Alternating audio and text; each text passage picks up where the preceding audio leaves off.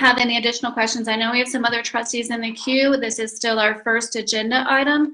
So if we could start navigating towards a preference, because we do have a decision point, and if we could actually bring up that slide, Ms. Crone, so that we can be focused on it.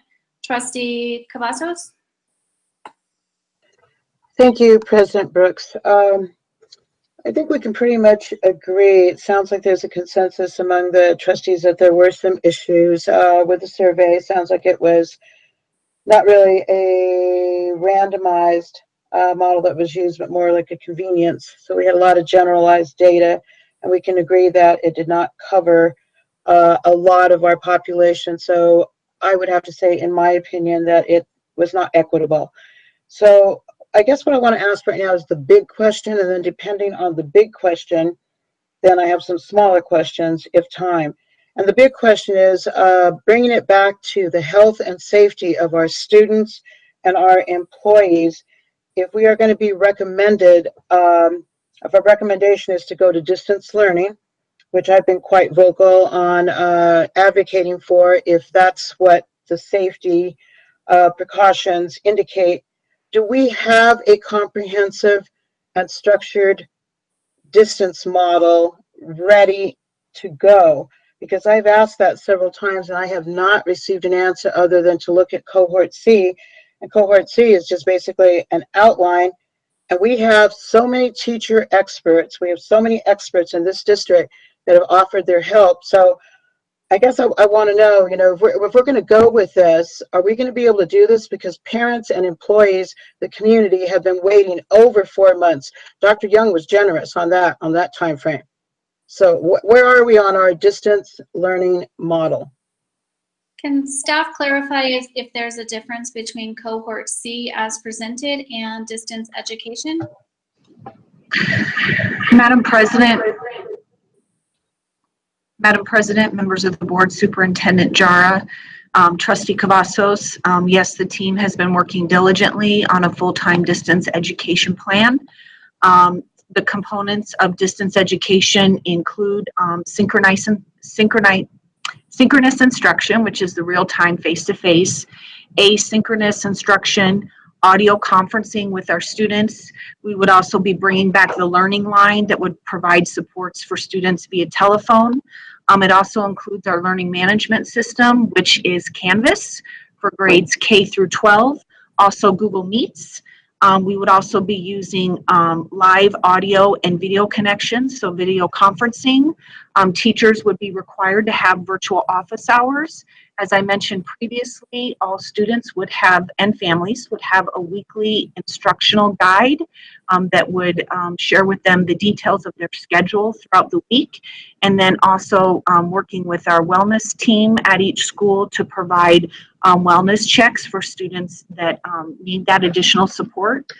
We've also looked at the administrator support. So what's the role of the administrator regarding full-time distance education? Looking at that ongoing parent and guardian communication, leading the master scheduling, includes the real-time schedules, virtual office hours by grade level, by content area. Of course, working with our teachers that are going to be providing instruction for our students with disabilities, ensuring that there are supports for our English language learners, also monitoring two-way communication through Infinite Campus and then our LMS, our learning management system, also overseeing and making sure that those wellness checks are happening, and then identifying teachers and staff who serve as a team of experts to look at the technology and bandwidth that our students may need.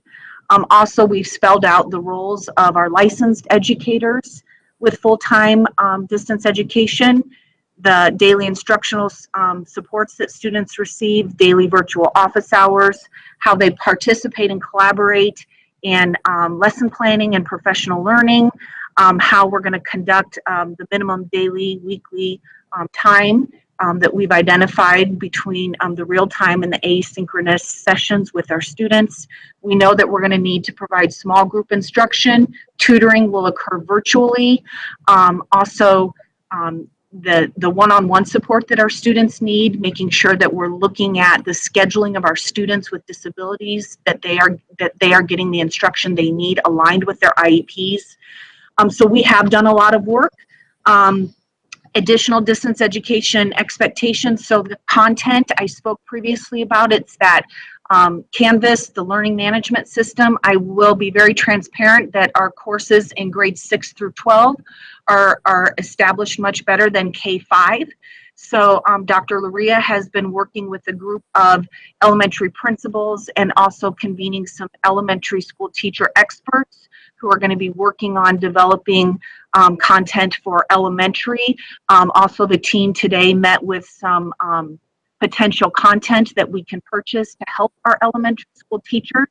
There's also a feature on Canvas and learning management where we can share lesson plans. So that's a feature that our elementary teachers have shared that they like, because they can share and help one another. We talked about what collaboration looks like in distance education. Again, the virtual office hours. Also knowing that we have 13 days before our students return to provide professional learning for our educators. That does include Canvas, Google Meet, what those weekly instructional guides look like, what tools they'll need to provide support and instruction. Also, FACES and the English Language Learner Division have been working collaboratively to create webinars for our families, so our parents know how to help their student with Canvas. We're going to have to know the needs of our families within distance education. We're going to have parents who may be working, 2 jobs. They may not be able to attend those live real-time sessions. So we're going to have to record those so that they may be able to opt into those at a different time with the asynchronous support. So we are working very hard. We know that we have to provide an effective distance education program for our students. It cannot be a repeat of what we had the last 9 weeks of school. Thank you, Dr. Larson-Mitchell. I appreciate your re-summarization of that, which of course I already had gone over, but there were many people that had not attended our previous meetings. So it sounds to me that we have a good framework, but where the confusion seems to be happening with both the parents and the employees, especially employees and especially the teachers, it's kind of like that phrase, the devil is in the details.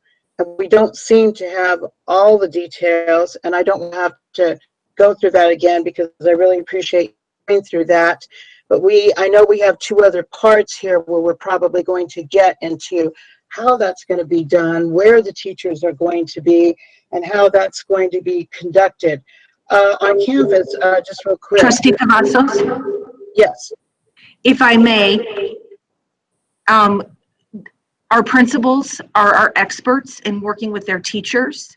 And so with this framework and the components of distance education, as our middle school and elementary get back to work tomorrow, as Dr. Jar mentioned, we're going to be providing guidance to them, really focusing on their devices for when they return tomorrow. And we know that our principals and our teachers are the experts within their buildings, and they're going to map out the professional development that their teachers need in their buildings, and they are the experts, and they will be working alongside us to figure out these details and what this looks like at schools. And so we're excited to have them back and to begin working with them. School by school, region leadership, all hands on deck, helping everybody with this framework and how we need to support our students and our families. Thank you, Dr. Larson-Mitchell, for clarifying that. So on Canvas, K through 2, is that going to be preloaded curriculum? I've had a lot of questions about that. I'm sorry, Trustee Cavazos, there's some time lapse, so I didn't hear the beginning of your question. My apologies. That's quite all right. Is there going to be preloaded curriculum for K through 2 on Canvas? Madam President, members of the board, Superintendent Jara, Trustee Cavazos, great question. As I mentioned earlier, K-5 is where we need to really focus our work. That small group that is working, they're going to provide lessons and materials that will be embedded into Canvas. As I mentioned as well, we are looking at purchasing content to help our K-5 teachers. But I'll be very transparent with you, Trustee Cavazos. The K-5 component is what we are working diligently on to get content loaded in there. Thank you very much for that. All teachers, we Google Classroom. I know at first on previous meeting, and then Dr. Jar did confirm it on the last teletown hall, that instead of it just being Canvas, that teachers would have their choice of using Google Classroom. And that's for all levels. Madam President, members of the board, Superintendent Jara. So our learning management system that will be used K-12 is Canvas. Teachers may use Google Meet to meet with their students and parents in that face-to-face setting. If we had face-to-face setting, correct? I'm sorry, I don't know if she heard me. I think she meant if you're going to tell them you're going to video conference with them, it's Google Right. Meet. Okay. I just wanted to clarify that. So I guess what I'm kind of wondering here is, since we are stating that our principals and our teachers are the experts on this, are they going to have choices? Are there going to be options if they already have curriculum? Is this going to be mandated? How is this going to work? Madam President, members of the board, Superintendent Jara, Trustee Cavazos. So the content that is preloaded into Canvas, teachers are able to use that. They aren't required to use that. I spoke with a social studies, middle school social studies teacher a couple of weeks ago, and she had the same question, and shared with her that that content would be available in Canvas for her to use, but if she had materials that were better for a certain skill or concept, that she would be able to embed her own materials within Canvas. Thank you. I'm happy to hear that. Last question real quickly. I think I'm out of time, and I, in cognizant of President Brooks, we want to move along. So going back to that one survey, and then Dr. Young's question about being able to try to get the information about who has devices and who doesn't.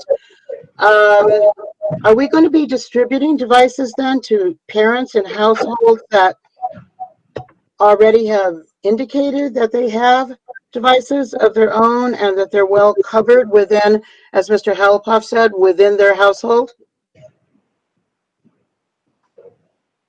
Madam President, members of the board, Superintendent Jara, Trustee Cavazos. So our initial deployment will be focused on students that have a need for a device. And so the students that express a need for a device, we will be focusing on meeting their needs first. Thank you.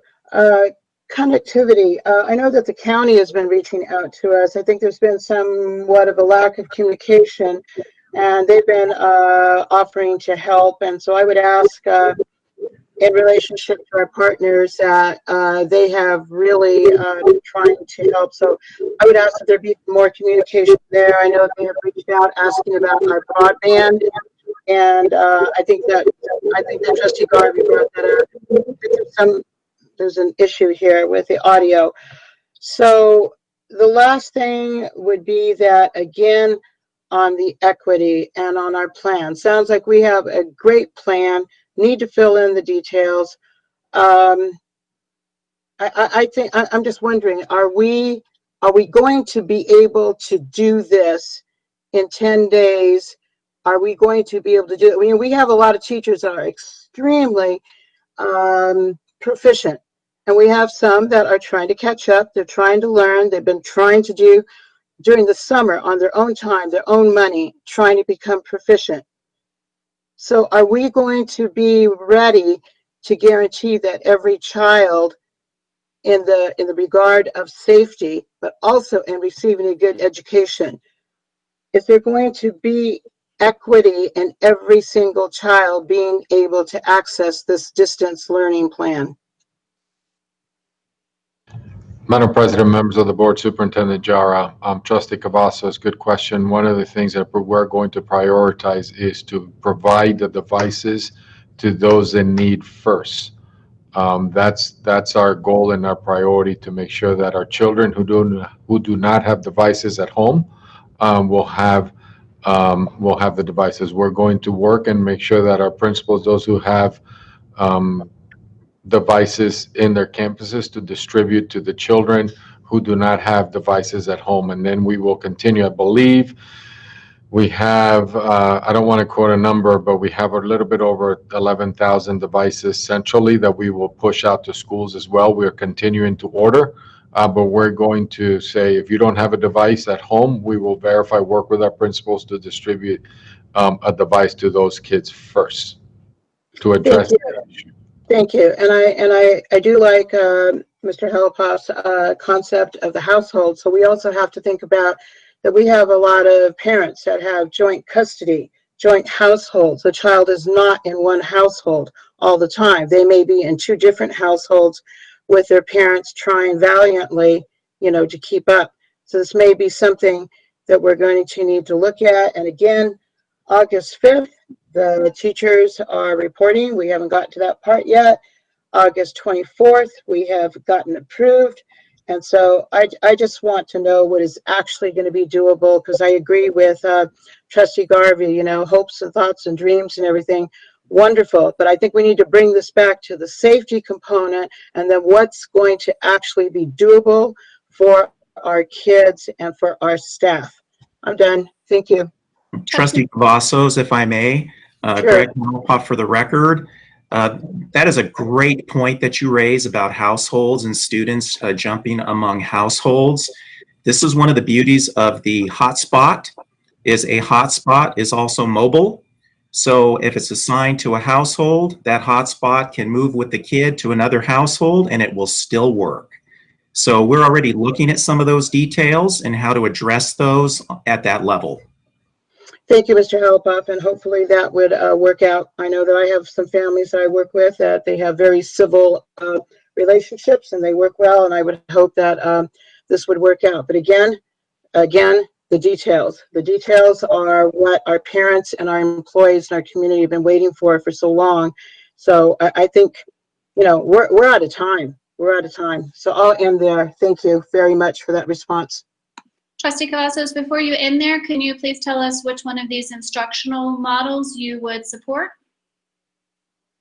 Are we to that point now where we are doing a consensus or a vote? We are going to try, well, we're going to actually try to get everyone to weigh in on their second round of comments, if possible.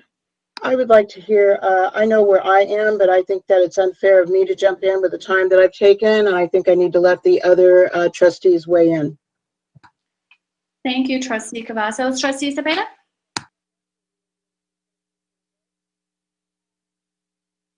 Sorry, it took me a minute to get off of mute.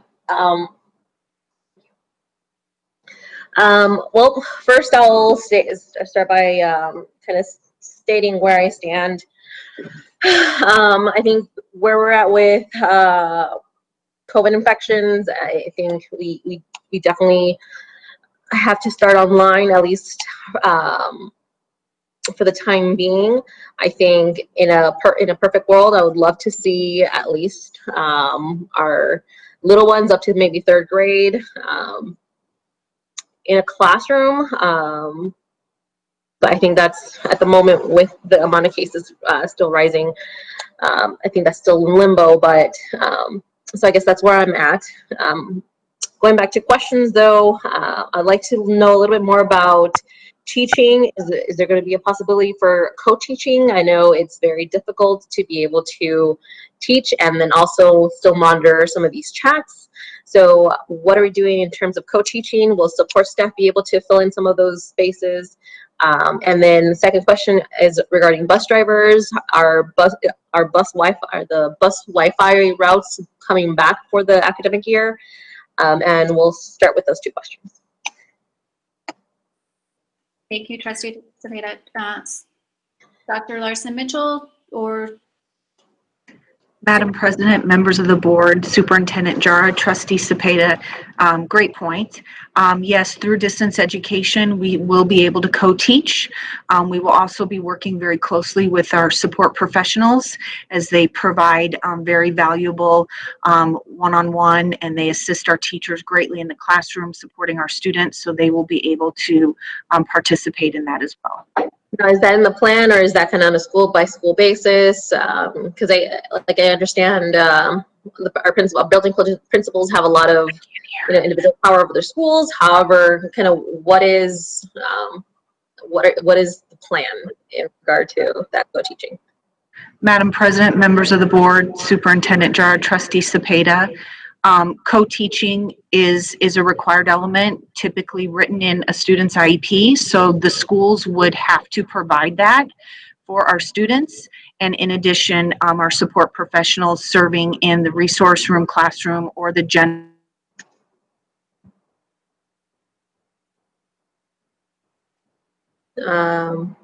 Dr. Larson Mitchell, I believe you're frozen. I didn't know if that was me or not. Could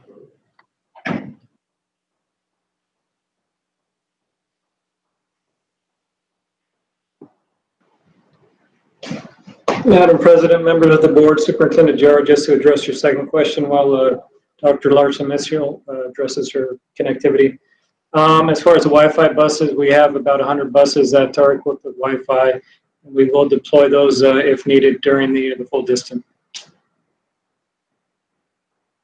So that's a yes to bus Wi-Fi's. Are we adding routes? I know those are later in the closing.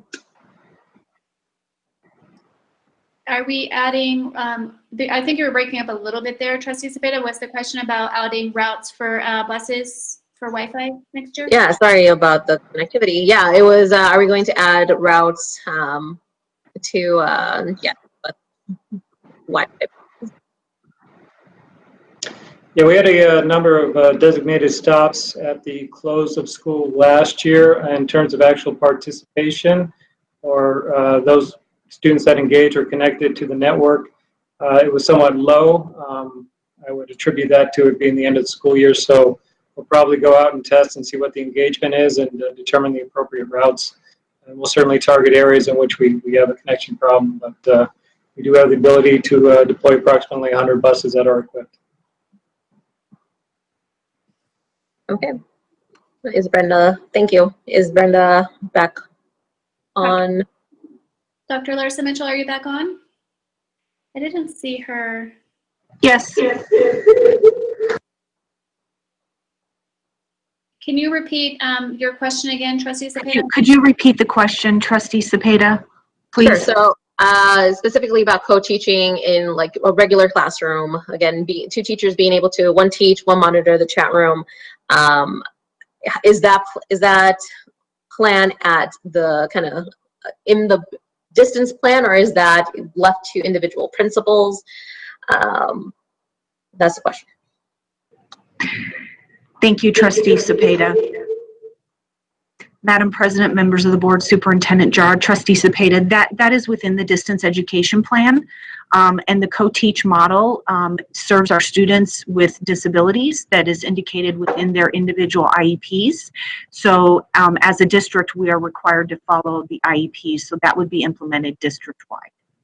So I guess my question is for classes that are not, so like for regular courses, because again, it's just very difficult to present and then also monitor questions if it were just a regular math algebra class, for example. So is that model not going to be, or at least, yeah, is that model not going to be allowed for other courses throughout the district? Madam President, members of the board, Superintendent Jar, Trustee Cepeda, if I'm understanding the question correctly, if a general education Algebra 1 classroom, so the teacher is teaching, there may not be enough staff allocated to have somebody else there to monitor the chat room and so forth. You know, there's the one algebra teacher monitoring their 36 students in a synchronous session. Okay, thank you. I hopefully there would be, if that possibility was available to principals. Again, I personally know how difficult it is, again, to present and also monitor questions, how students, their expressions. So hopefully that will be something that maybe at individual principal level they'll adopt. Last question before I seize my time, and it's on transitioning in the event we do move from one phase to another. But I think I'll just wait for this question because I know our next agenda item is it's for the professional development. Well, professional. So I'll just ask it anyways. So seamless transition. I'll wait for actually the semester scheduling. I'll seize my time from there. Trustee Cepeda, if I may, I think it could help, and I know because I think the question may need to be asked here before the schedule is discussed, because we've had that conversation on, do we break at the semester, at the quarter, meaning the first marking period. The decision, I think, how long do we go into distance ed? I think our conversation is really at a clean break, at least to say the first marking period, which it'll determine whether we go on the semester or the year long, and then you'll see the other one there. One of the things that I just want to make sure that tomorrow, because tomorrow the State Department just scheduled a meeting tomorrow. All superintendents have a meeting tomorrow with the state health officials and NDE. We may get more information there. But if you look at the first slide, the WHO is recommending for schools to go into a hybrid blended when it gets into a 5% positivity. So I think that's where you were going, and I just want to make sure that if we pivot back to any kind of face-to-face, we certainly will bring that back to the board before we make a switch as always. But my thinking at this point is a quarter, the first marking period, which then if it improves before that, then we'll just have to make some decisions here with the board's guidance. Is that where you were going? I don't. It was, yeah, specifically with the semester. Well, and I'll go into more details when we hit the semester agenda item. But yeah, I guess I'm definitely concerned about how we're going to transition. I kind of went to my first question regarding phases and what is going to trigger, a move into hybrid learning, what is going to trigger, a reversal to just full online. So I know my time is up, but I have one last question that I remembered. Virtual clubs. I know right now we're talking strictly about academics. Is there any possibility that there'll be clubs available for students, something that's not completely specific academic? So are virtual clubs on the horizon? Can we expect that in this academic year that's coming up? Yeah, Trustee Cepeda, members of the board, Trustee Brooks, I think that's a great idea. I mean, obviously that's a way for our kids to connect. It's going to be so important. I mean, obviously our schools will be creative to do some of that. That's not something that I think that's something that we can really encourage and make sure that our kids are staying connected off academics and find ways to stay, whether it's the Key Club or whatever clubs they have, to have some of these Google Hangouts that they call it. So certainly we can encourage and have our principals do that with our schools. Great. Yeah, I would definitely love for us to encourage some virtual clubs, again, those virtual social hours that are not just purely academic. So with that, I'm out of time. So thank you. Thank you, Trustee Cepeda. Trustee Garvey? Thank you. So I'm going to address the elephant in the room. Tonight's conversation is based mainly about disease transmission and that, but I want to talk about our collective bargaining and the endless supply of emails citing a certain article within the collective bargaining piece with the teachers union.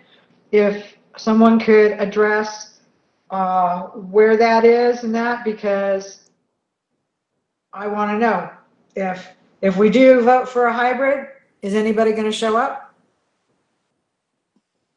Superintendent Jara, is Luke Kushnig on the phone or on the line? No, Luke is not, but Ms. Lavelle is on the phone.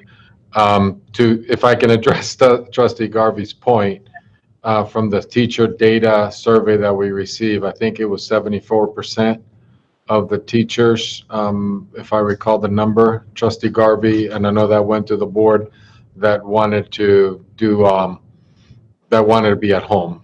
And I say at home distance education. So it was 74%, and the balance would be willing to do face-to-face. So, but I'll have Ms. Lavelle talk about the contract language. Ms. Will? Yes, Madam President, members of the board, Superintendent Jara, and Trustee Garvey, if you could please point me to the specific language that you're talking about. I'm not familiar with the emails that you're referring to. I can tell you, however, that just speaking as myself,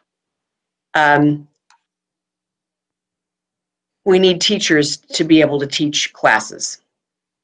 And whether they violate the contract is something that we're going to have to take a look at by not showing up.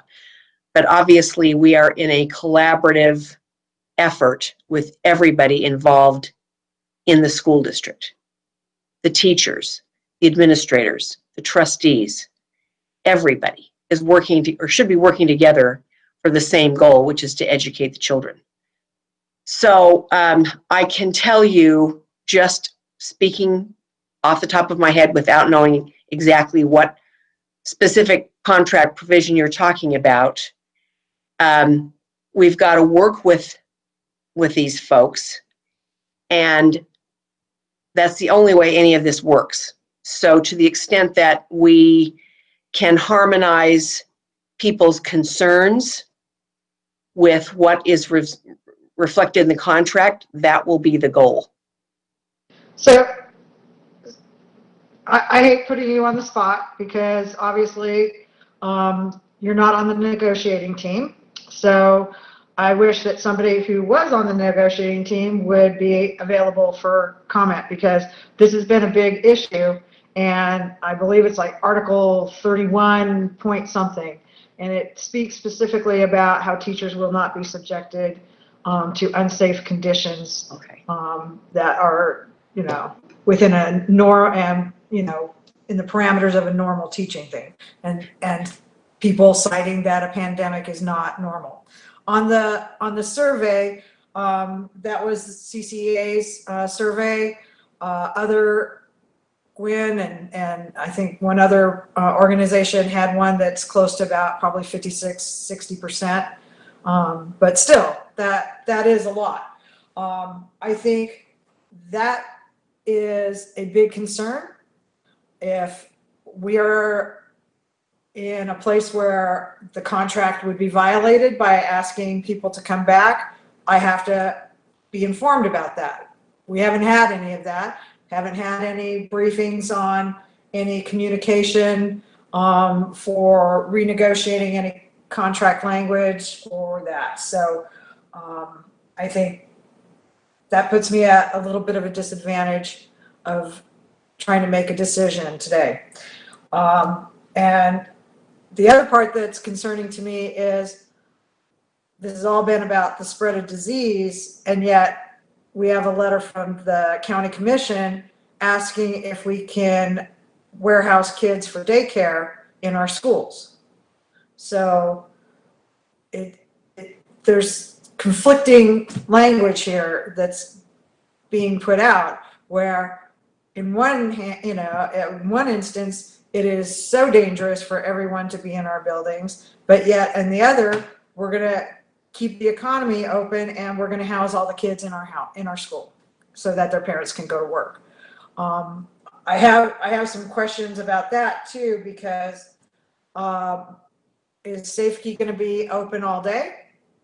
And if that's the case, typically our teachers are the majority of those individuals that supervise those safe keys. So that then brings up another question about teachers and other employment opportunities. I've been hearing that parents are reaching out to teachers to offer them employment to mentor or teach their children during the day while they're being taken care of. So I need to hear about that and what their contract obligation is and what will be the consequences of individuals that do not honor 100% of their contract time to CCSD's students. So if you could answer those two things. And then my last question will be on how many of our support staff can be repurposed, because if none of the kids are in school or being driven to school, then there's a lot of people that won't have anything to do, and I don't know what our options of paying people not to do anything are. Would you, Trustee Garvey, I can answer part of this question for you. Madam President, members of the board, Trustee Garvey, Superintendent Jara, with respect to the Article 31, and I'm not prepared to address that right now, but I can commit to you that we will provide an answer. I can also commit to you that it is not the intention of CCSD to violate the contract. Whether things need to be renegotiated, whether things need to be addressed, obviously, that's going to be another question. But I'm happy to provide to you tomorrow an answer to that question with respect to Article 31 of the negotiated agreement. Either I or Mr. Pushnik will do that. One of us will get on it. With respect to whether or not teachers can be hired separately to teach schools, there is a regulation that is in effect right now. It's 4200, I believe, that says that a licensed employee cannot receive compensation to tutor a student that they are already supposed to be teaching. I'm summarizing. And they cannot do this on school property. The regulations contemplate that teachers can tutor other students. There is no absolute prohibition, and the way this regulation is written, teachers can be retained by parents to tutor, but they cannot do so in such a way that violates their obligation to provide services to the district during regular school hours. So in other words, they can't be teaching during the day instead of providing whatever other required work they're supposed to be doing in support of the district and in support of their own contract obligations. Did that answer your question? Thank you. Trust- The second part did, but I have to tell you, I appreciate the position you're in, but my position is I have to vote tonight. Trustee And Garvey. so that, depending on what your answer is, I could have made a different decision. And the outcome could have been different. But so that is, we need to think about these elements when we're asking individuals to do big decisions, as far as, especially those things that have bubbled up in the, not only our employee realm, but also the general public. For the second part, Superintendent, what will be the expectation and the communication of what is expected and what consequences will be if violated?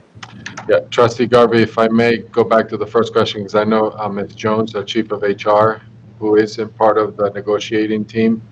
So I know that this COVID-19 response or discussion was brought up to the bargaining team from CCEA, and I know there's been collaboration there. If I can have her, she can speak to the article or anything that we have been working at the bargaining table from some of the requests that have come in since Luke Pushnik is not here.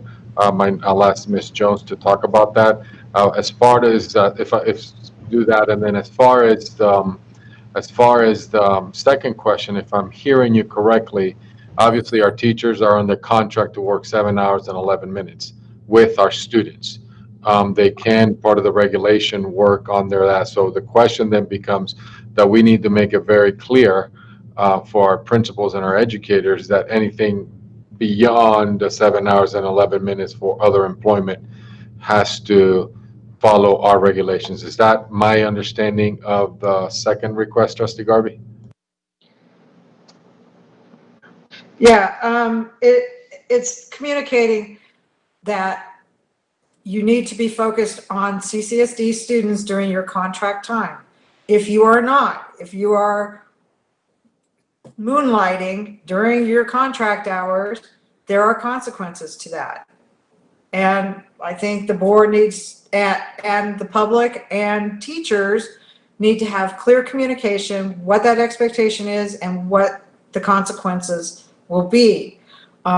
Because a lot of parents, they're like, if they have the resources, they're finding ways to accommodate to their life and make sure their kid gets what they need.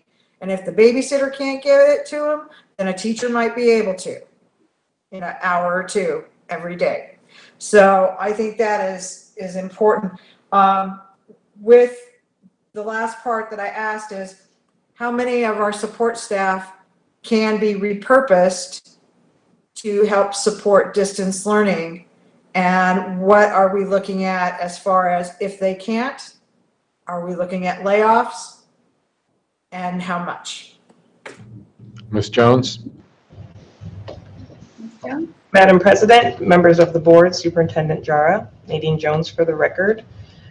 So I'll start with the most recent question, the support question in terms of your number of how many, the question about how many can be repurposed. I don't have a figure for you in terms of how many can be repurposed, but certainly I can say that our intention would be in partnership with the support professionals union, if it was something that, you know, they would agree to, would be to first identify with operations what are some of the new needs, right? Operating in a full distance learning may create some opportunities that don't exist under normal circumstances. So number one would be identifying with operations what are some additional needs first, and then working with the union to see if we could get agreement to sort of modify the work that the teams would be doing, because of course our first priority would be to meet the needs of the students and obviously to keep as many of our employees working as possible by doing so. We would just need to work with them on that flexibility to allow that. And then if that did not result in all of the support staff you know, being able to be employed, then we would, depending on how long we anticipate being in distance learning, potentially need to look at layoffs. Again, very much dependent on the number, first of all, that we could repurpose, and then secondarily, the length of time, because if it's just a few weeks, then you know, it's a process to go through the reduction in force process. So those are the two factors that I think would determine the outcome of that. I think you're absolutely right. There is a process, and so we have what, a little over 20 days, I guess, till we start figuring out, are we paying people to do nothing, or are we training them to do something new? And have we notified that there may be layoffs? All of these things need to be in the queue for consideration and brought back to this board, so that very hard, ugly decisions can be made. And I got to tell you, with keeping parents in school, Trustee Ford, we're doing everything we can to make them not. And it's called, we're not listening to what they want. They want their kids back in school. And so with that, I fear that this is going to be really like the death throw of public education, because those that have resources are going to find a way to get their kids either in private, charter, homeschool, whatever. And those that don't are going to slip down a slippery slope that is very hard to come back from. And I haven't even addressed food questions or anything else from there. I would like to say that I'm not for 100% distance learning because I think that there are so many things that are detrimental to families, to students, to our community. But I understand the issues that are facing us, and some of those answers were not ready for tonight to have an honest decision. I think we are being pressured into this because of outside forces beyond our control. I do think that it's probably the only thing that we have available right now to us, but I would like to make any vote for it also have a caveat for rural schools that meet the plan for phase 2 and do not have the disease transmission rates that we see here in the urban valley. Thank you, Trustee Garvey. Trustee Young? Okay, thank you, you all again.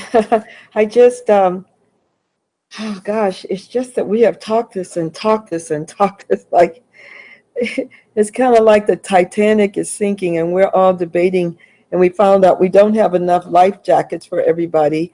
And so we're all debating about, okay, we don't have life jackets. What do we do now? Well, let's look at the contract. Look, I'm there, please. And I don't mean to be facetious about this, but it's either yes, no, up, down. We're in a crisis, folks, with a capital C. And we're not going to have a pat answer. You know, they say excellence is the enemy of good. What we got to do is get a plan and just move on. I mean, is the plan going to be great? Maybe, maybe not. My thing is this, bottom line, staff at the Ed Center, put out your guidelines, give it to the schools, let the schools work it out. If I were out there, all you need to do is give me the guidelines, tell me what I need to do. I'll get my teachers distancing, whatever we need to do. We'll sit down, we'll figure it out. We'll find every kid. We found every child. So I'm just saying, we talked and talked and talked. Let me just put my recommendation out there. Y'all don't need to send me an email. I get it. I've heard it over and over. And I am the first to say, particularly with the population I have, and I don't mean that in a negative way. I love District C, every person over there. I know I'm getting a little mushy here, but I love all my people, all my staff, all my communities. And I get it. We don't have the Chromebooks. We don't have the internet hookup. But we don't need to have people die. And somebody's going to die. I've already got 3 people that I know have died that should not have died, but they picked up this virus. And these wonderful, lovely kids' parents that we love, your children, will bring something to a vulnerable teacher or somebody on that staff, support staff, bus drivers I'm talking about. We already got 3 to 4 custodians who are already sick. We got people out there sick. And they haven't even started going back to school yet. They haven't started clicking in. So let me just put it out here. We're going to, look, everybody, write down, get yourself a little notebook. Start taking down the notes of what's happening right now and do a little diary. And let's look back on this 5 years from today, 10 years from today. You're going to see not only did we come through it, and not only did your kids come through it okay, maybe you had to do a little modification, and maybe you had to do a little bit more, but your kids are alive, and you and your family are alive and intact. So here's my statement, and please, y'all don't need to send me an email. I get it. 100%. You need to go back to work, and you really need to get on with your life, and somebody's got to take care of these kids. I get that. Okay, I'm recommending that we fully implement distance learning and put a hold on any face-to-face implementation right now. We need to go back to the drawing board for each school. I need to give the guideline. You guys give some guideline. Give it to the school. And may I say this in the most respectful way, please. Superintendent, staff, after you give it to the school, you guys need to get out of the way. And let the schools and the people and the parents and students not maybe talk, get together in a good group, big group, but start working this out. And I just don't feel that you guys are too controlling. Leave it alone. Let people figure this out. So I'm saying, let's take the best of this plan and the best of our individual teams and work it out. Let's do this right. At this time, I'm only supporting distance education. Let's look at it in January or February. Give this time. This pandemic is serious. I've got 2 or 3 people already know that's dead. Dead. They don't get a chance to come back and say, oh, well, I didn't get a chance to get my job and I didn't get a chance to go. They're not there. And I could give you some names, and it's very, very hurtful. And I know you parents want to get back to work. Teachers are anxious and feel their lives are at risk. We just have to go to the next step. I don't think we should be bullied into back to school face-to-face plan because we lose federal dollars. It's better to lose federal dollars than any of you to lose your life. That's how I see it. And then I want to just go through just a couple things. So I'm distance education right now. Let schools try to figure out what they can do. This is an opportunity. We can probably, I know it's not a great plan, but it can be a good plan. Okay, so I want to let teachers who are your experts, you guys just said that, that teachers are your experts. Let your principals and your teachers start working through this. And take off the pressure and what people have the fear if they go outside the box a little bit. People are terrified out there. If they, a superintendent, if they step on anything that you want or your team want, they feel that they get canned. This is how they feel. And we gotta back up a little bit and let these people try to do what they know they can do. Okay, so I'm concerned about bus drivers. I agree we need to look at what happens if they're not driving buses. I'm concerned about custodians, cafeteria workers, office staff, all the support staff professionals. What happens for them? You know, I just talked about the access to broadband and computers and Chromebooks. That's a big one. We can take the next 2 to 3 weeks and figure out what to do about that right away. We have some of our students that have not been engaged, about 70,000 or so. Let's find those students. Let's take the time, get on the phone. Let's go back and see what we need to do. And then meals for students who will be learning at home. Students oftentimes came to school because they didn't have food and meals. We got to figure out about that. Because they got breakfast and they got lunch, and many of them on the weekend did get some food that they could take home on the weekend. So the reopening plan must address the education of these often marginalized students. And if anybody should be concerned about face-to-face getting kids in school, it ought to be me and the community I represent, because they are much more likely not to have the connections that need to keep things going in a better way. But I'm concerned now about their lives and the lives of their family first. This virus is deadly, and I think it's going to be around a while. So we need, I think I'm out of time. Oh, my time is up. Okay, we need to figure out what we can do to make distance education, distance learning work now without jeopardizing the life of one person. I will not, please, don't send me an email. You don't need to send me an email. I will not sign off on the possibility that one person could lose their life. And I've already seen 3. So don't send me an email about that. I'm fairly firm about that. I'd rather that we figure out something than to put people out there and then they get in a situation where somebody dies.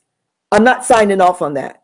Distance education, and we got to figure it out and let schools and the expert teachers give them the guidelines. You guys get out of the way and let them do it. Thank you, Trustee Young. Trustee Wright? Thank you very much. So during this time, I have gotten some information that Cox is going to be announcing today and tomorrow some updated plans for their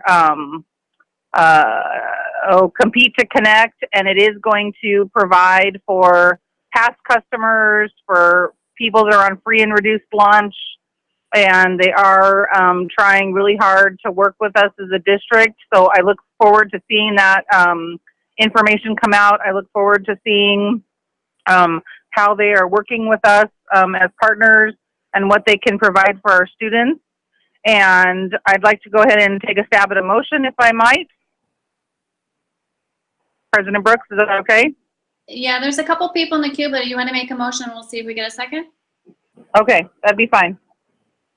Okay, so I'd like to make a motion to move forward with full-time distance education with updates for the board every 30 days, but we are going to proceed unless there's a dramatic shift one way. I guess like we get a vaccine or something easy. So we'll go distance education for the first 90 days. And then I would also like to add to that we allow our staff to work in a hybrid model, working partially from home or in the building based on their preference as well as the needs of the school. And if we need to amend that motion, I am willing for friendly amendment.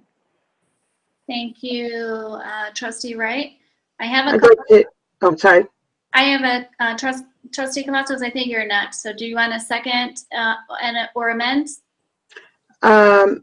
I would like to second that motion and possibly have Trustee Wright after I propose a slight amendment that I don't know if just saying 90 days, I think that we need to have, and I believe that Dr. Young reevaluate, not necessarily a hard stop, but that it's not going to go on for forever, but it would be another agenda item in 90 days. We'll get updates, but because I don't want everybody to think we're going to do distance education for forever. Correct. What I was going to suggest is that we make this a goal. Superintendent Jar had mentioned, and I believe Dr. Young had brought up too, as far as the numbers changing, that we need to have a definitive, I guess you would say, scientific way of looking at this, just not saying arbitrarily 90 days. I do know what you are getting at. So I would like to second the motion, but I would like to make the statement that I believe we got a little bit off track and Dr. Young brought us back as far as the health aspect, the safety that Dr. Jar had brought up. And that is simply that it's not going to be perfect. We can bring children back from a learning slide. We cannot bring them back if they're gone. We cannot bring their teachers back. We cannot bring a bus driver back. And while we've been on this meeting without revealing confidential details, we have received more notifications. So I'm just going to put that out there. Dr. Young has stated it very eloquently. And with that, unless we need to restate this, I will second Trustee Wright's motion. Just for confirmation, was there an amendment to the motion, or are you accepting that? The amendment, yes, thank you, Trustee Brooks. The amendment was that that this motion would, in the update, I'm not sure how, would be more concisely stated, that we are going to have a specific goal when we receive these updates, you know, as far as have we had 14 days with no new cases, or are we aiming for under 5%, something along that line. So could I suggest maybe the amendment would be that the board receives information about what the transition plan would be? 90 days is up? I'm not sure that that addresses as far as the health and safety aspect that Dr. Young was referring to. That, I mean, the transition, I have full faith that we'd be able to pivot. I'm addressing more that there are some specific goals that we need to meet as far as the COVID-19 crisis before we can even consider it coming back. Yes, that's what I mean by the transition plan, not the pivot, but actually what would cause the transition. So like if there's a decline in infections or. The data points that would cause us to look at that, move at that pivot, correct? Yes. Yes, Yeah, that'd be fine. Yeah, I like that 5%, less than 5% testing positive, and at least a 14-day downward trend, and then we would reevaluate. It would have that'd be fine. I think that's good. That's right. Do we want to actually, are you including that in your motion, or are you going to let health officials make those determinations? Well, I think that we want it to be at least those thresholds with the health officials giving us guidance. I don't think we're going to make the determination, but we want to see at least those thresholds being met, and then we will reevaluate when we pivot to either blended or whatever. Sorry to jump in, but isn't that just kind of the governor's, the phase in, like phase 1, phase 2, phase 3, phase 4? Like, I don't see why we had to reinvent the wheel here. So it sounds like maybe we don't have to know. Is your intent, Trustee Wright, to actually know what that pivot point is, or just that we are going to make sure that before that happens, there are some very clear, definitive guidelines set up?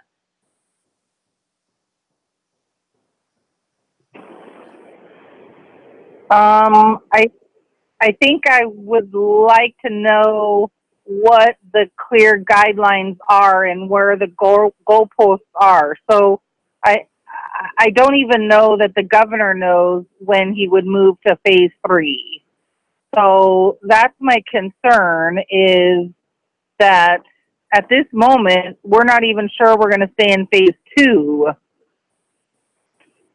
So to say that we're going to move with the governor's phases, I would like, I would like a little more hard data from the health district, from the health professionals, where the testing is, where the positive cases are, where the hospitalizations are. And I'm not saying that that necessarily is going to be our call, but I think that we need to be getting that information. Okay. So if I'm understanding, it sounds like you would be okay with staff presenting that at a future time versus us determining it right this moment? Oh, yeah. No, not, yeah, yeah. Okay. All right. So could you restate your motion again? Sorry, just to clarify. I was going to ask that too. Let me try this again. Okay. And if I forget a piece, jump in, Linda Cavazos. Okay, I will. Don't. Okay. So my motion is that we are going to move for full-time distance education to open the school year. We are going to do that foreseeably for the first semester. We're going to get updates at least every 30 days with health and wellness information from the community, from the health district, from the health professionals. We are going to make a determination along with health professionals as to where the pivot point data is based on all those hospitalization, test positive cases, 14-day downward trend at a future date. Then we are also going to allow for our staff to work in a hybrid telemodel when and where possible. I'm missing something. What am I missing? I actually think that was it. Well, could I add that in a hybrid model, if they desire, some Yes. educators will, they are at that vulnerable and maybe have other pre-existing conditions, and that would preempt them from doing the hybrid at all. They would do all distance. Okay. Yeah, so when it, I mean, if they can do it, they should be allowed to do it. If they want to go to their classroom and teach, they should be able to do that as well. And we need to be flexible to let teachers do what they feel safe doing, and making sure that they're providing services for our students in every way that they can. And if there are concerns, then the principal can address those concerns, and the school supervisors can address those concerns and address those on an individual basis, rather than making a blanket statement. Okay, I'm done. That's it. Okay. I think we all understand the motion. Trustee Cavazos, can you confirm that you are seconding the motion? Yes, I don't believe, Trustee Wright, that I memorized all that, but I think I got the general. Yes, I am seconding that motion. Okay, and then I have two other trustees in the queue, so I'm going to let you go really quickly, and then we're going to, actually I have three, and then we're going to vote. So Trustee Cavazos, did you have another question?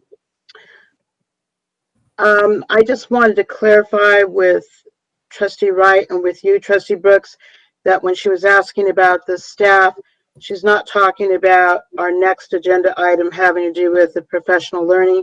She's talking more in general because that's a separate agenda item. On the decision point, it's actually reporting to work, and then the professional development one is going to be next. Thank you. I'm fine then. Thank you. Okay. Trustee Ford, and then Trustee Garvey. Thank you.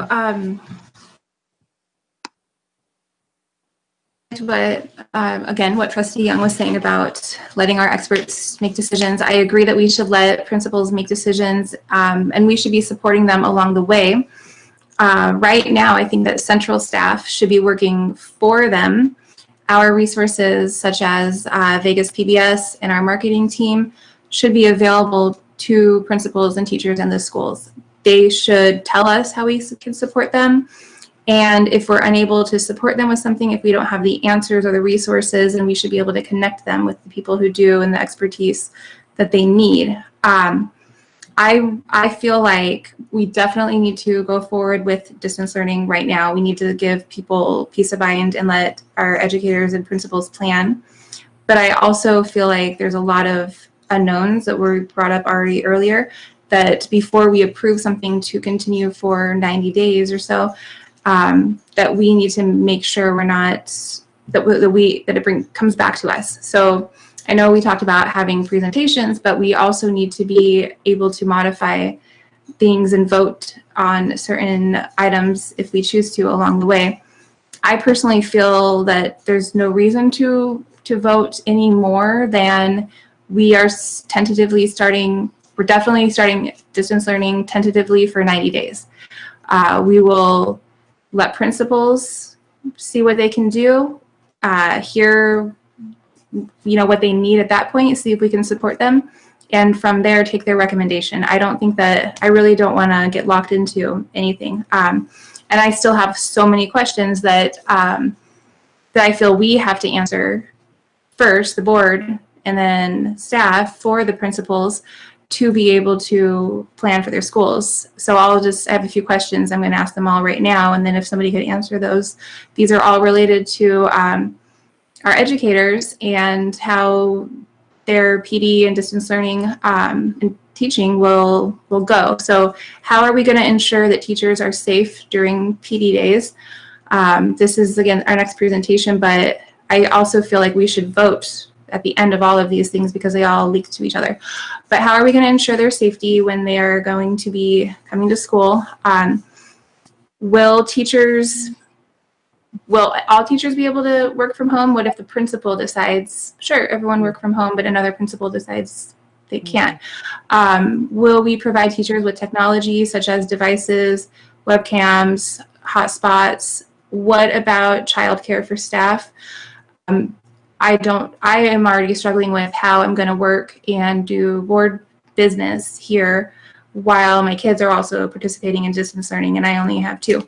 I have no idea how a teacher is going to have their kids, maybe little ones, also school-age children, doing distance learning while they're trying to teach 30 plus kids. So are we going to offer anything like that? I know that some principals are already creating nurseries, daycare centers in their schools. Can we do some sort of learning centers for our staff's children who need to focus on educating our children? I just really feel like there's a lot more that we need clarity on before we approve 90 days right now. But I do support, yes, starting distance learning. We need to address our most vulnerable students. I haven't heard an answer to that. I do support the rurals being able to, if it's safe, have class in schools. I feel like we need to support our SPED students, and if we can, try to do something for our youngest. I do not want to put our parents in a position where they have to go back to work and they have to leave the young kids at home. If it's possible to have some sort of support for them, we need to figure out what the best way is. We need to discuss solutions for families that this model isn't going to work for.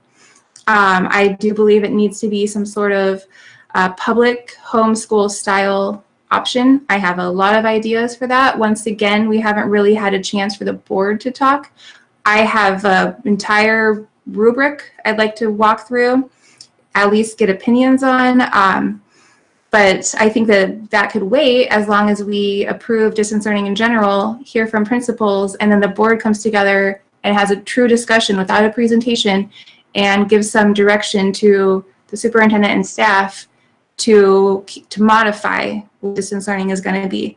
So I'm not really sure how to vote on this because I don't want to turn it down and be in this, the model we were already looking at, but I also don't want to commit to a complete 90-day model as is without us being able to change a few things quickly. So I don't know. I don't know. That's all. Thank you. Thank you, Trustee Ford.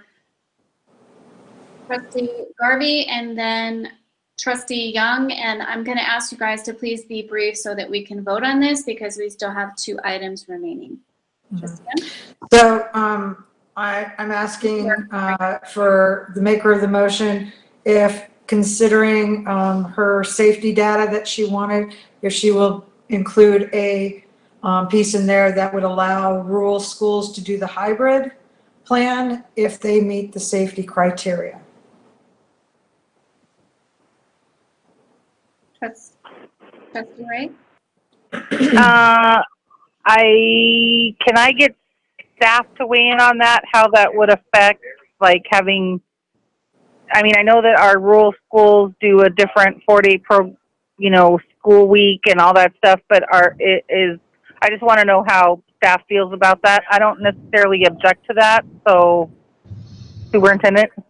Madam President, members of the board, I see that when I think at the last board meeting, the question was asked about if depending on the C and I remember Trustee Garvey asking, I said I didn't have a problem if they were because of their size. So I think at this point with our rural community, if it meets the guidelines, and I know that Linda Kalikas is sending information, if it meets the guidelines, I don't have a problem for our rural communities to be able to, as long as, again, we follow social distancing and we follow, our students' health and staff. And part of the conversation I had with legal was that, if teachers, because I know we're getting, and that's not pressure, it's just getting that teachers in certain rural communities are all willing to come back 100, but it has to be 100% and not being forced, right? So I think that is the long answer to the I don't have a problem for our rural communities, because we do have some exceptions now where they do a 4-day work week that is approved by this board. Right. Well, and Okay. two, I think those communities and myself, we do care about teachers and staff that have the high-risk issues. And some parents have children that they are not comfortable either. So there is that flexibility within that to make sure that we're looking after everyone based on their needs. So that is the intent and the push that they're, it's not just everyone come back if you have a health concern or not. So.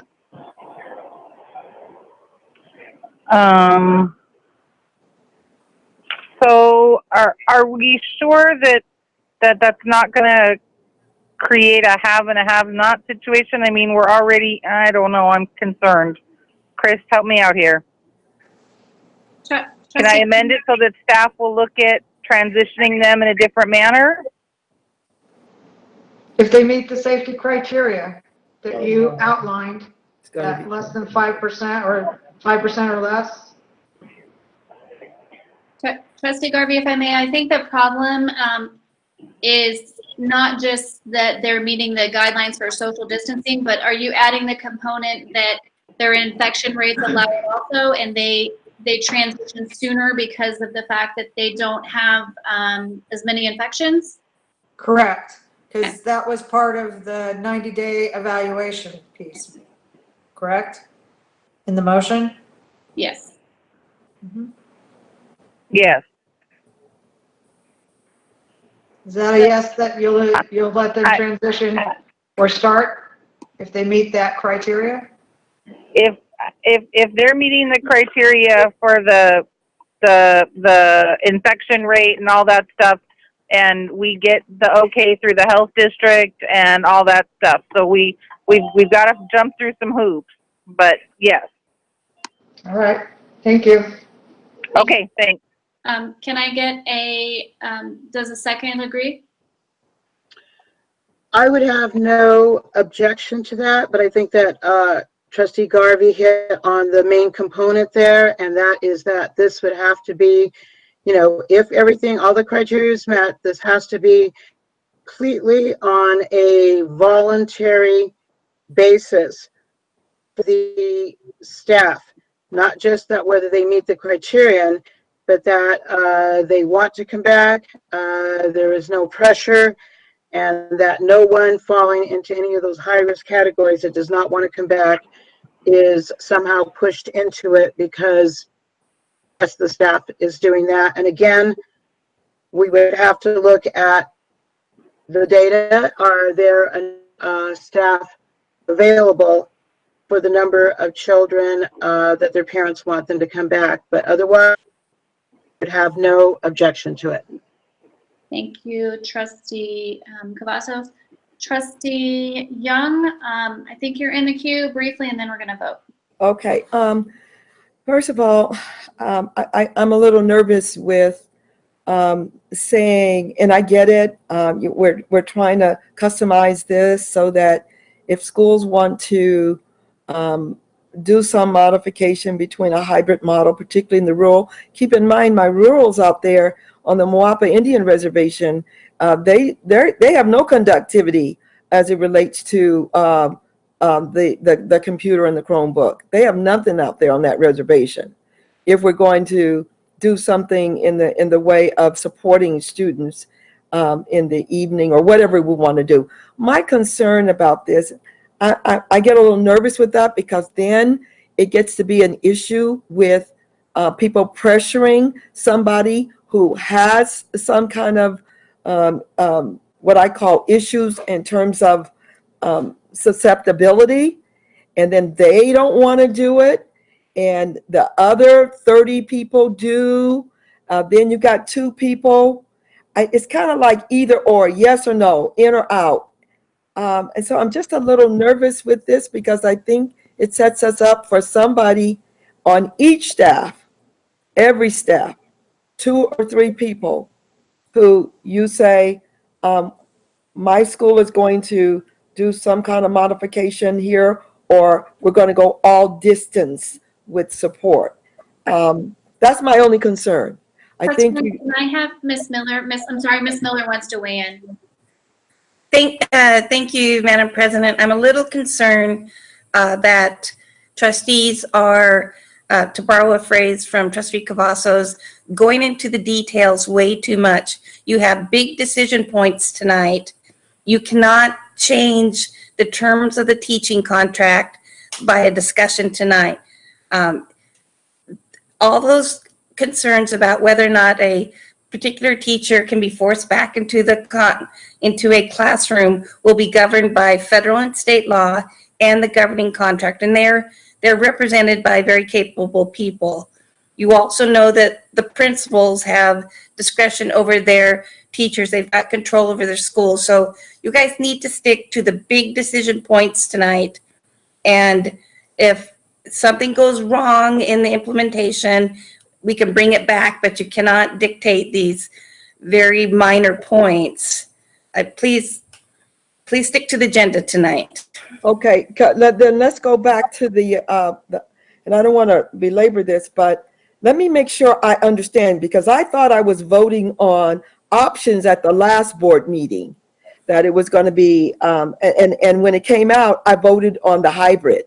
I thought we were voting on distance education as one, hybrid, and the cohort, and then what was the other one? Oh, face-to-face. Trustee Young, the instructional model that's up for consideration is actually on the PowerPoint right now. I see it. I think you're right, Trustee Young, but because what are we voting? Am I voting on full-time distance education? If somebody, that's what I'm saying. As long as I don't get out there and then somebody says, well, you voted on full-time distance education, and then you also voted on a hybrid with blah, blah, blah, blah, blah. What is the bottom line? What's the bottom line? Look at the model that's up on your screen that says your decision points. It's between full-time distance, and I believe you indicated right now, under the facts that you know, you personally support full-time distance. It's between full-time distance and a hybrid model with the cohorts that you have discussed in the past. Right. You got a great chart there. Kudos to whoever drew it up. Please walk through that model right there. Okay, the model then is full-time distance education for me. Okay. That's my motion, Trustee Young, full-time distance education. Okay, that's where I am. People quote me on the paper right, okay? All right. I think, let me just clarify. All right. Trustee Cavazos. One more thing that somebody brought up for me. And I just want to make sure that as we're going for full-time and we're pushing this back, we got to take care of our most vulnerable students who do not have internet hookup or broadband. So to do distance education, I got a ton of people out there, ton of kids and families that don't have the connectivity to do distance education yet. So that's my quote unquote concern. But I'm still supporting distance education. Okay. Thank you, Trustee Young. I'm going to go to the other two trustees.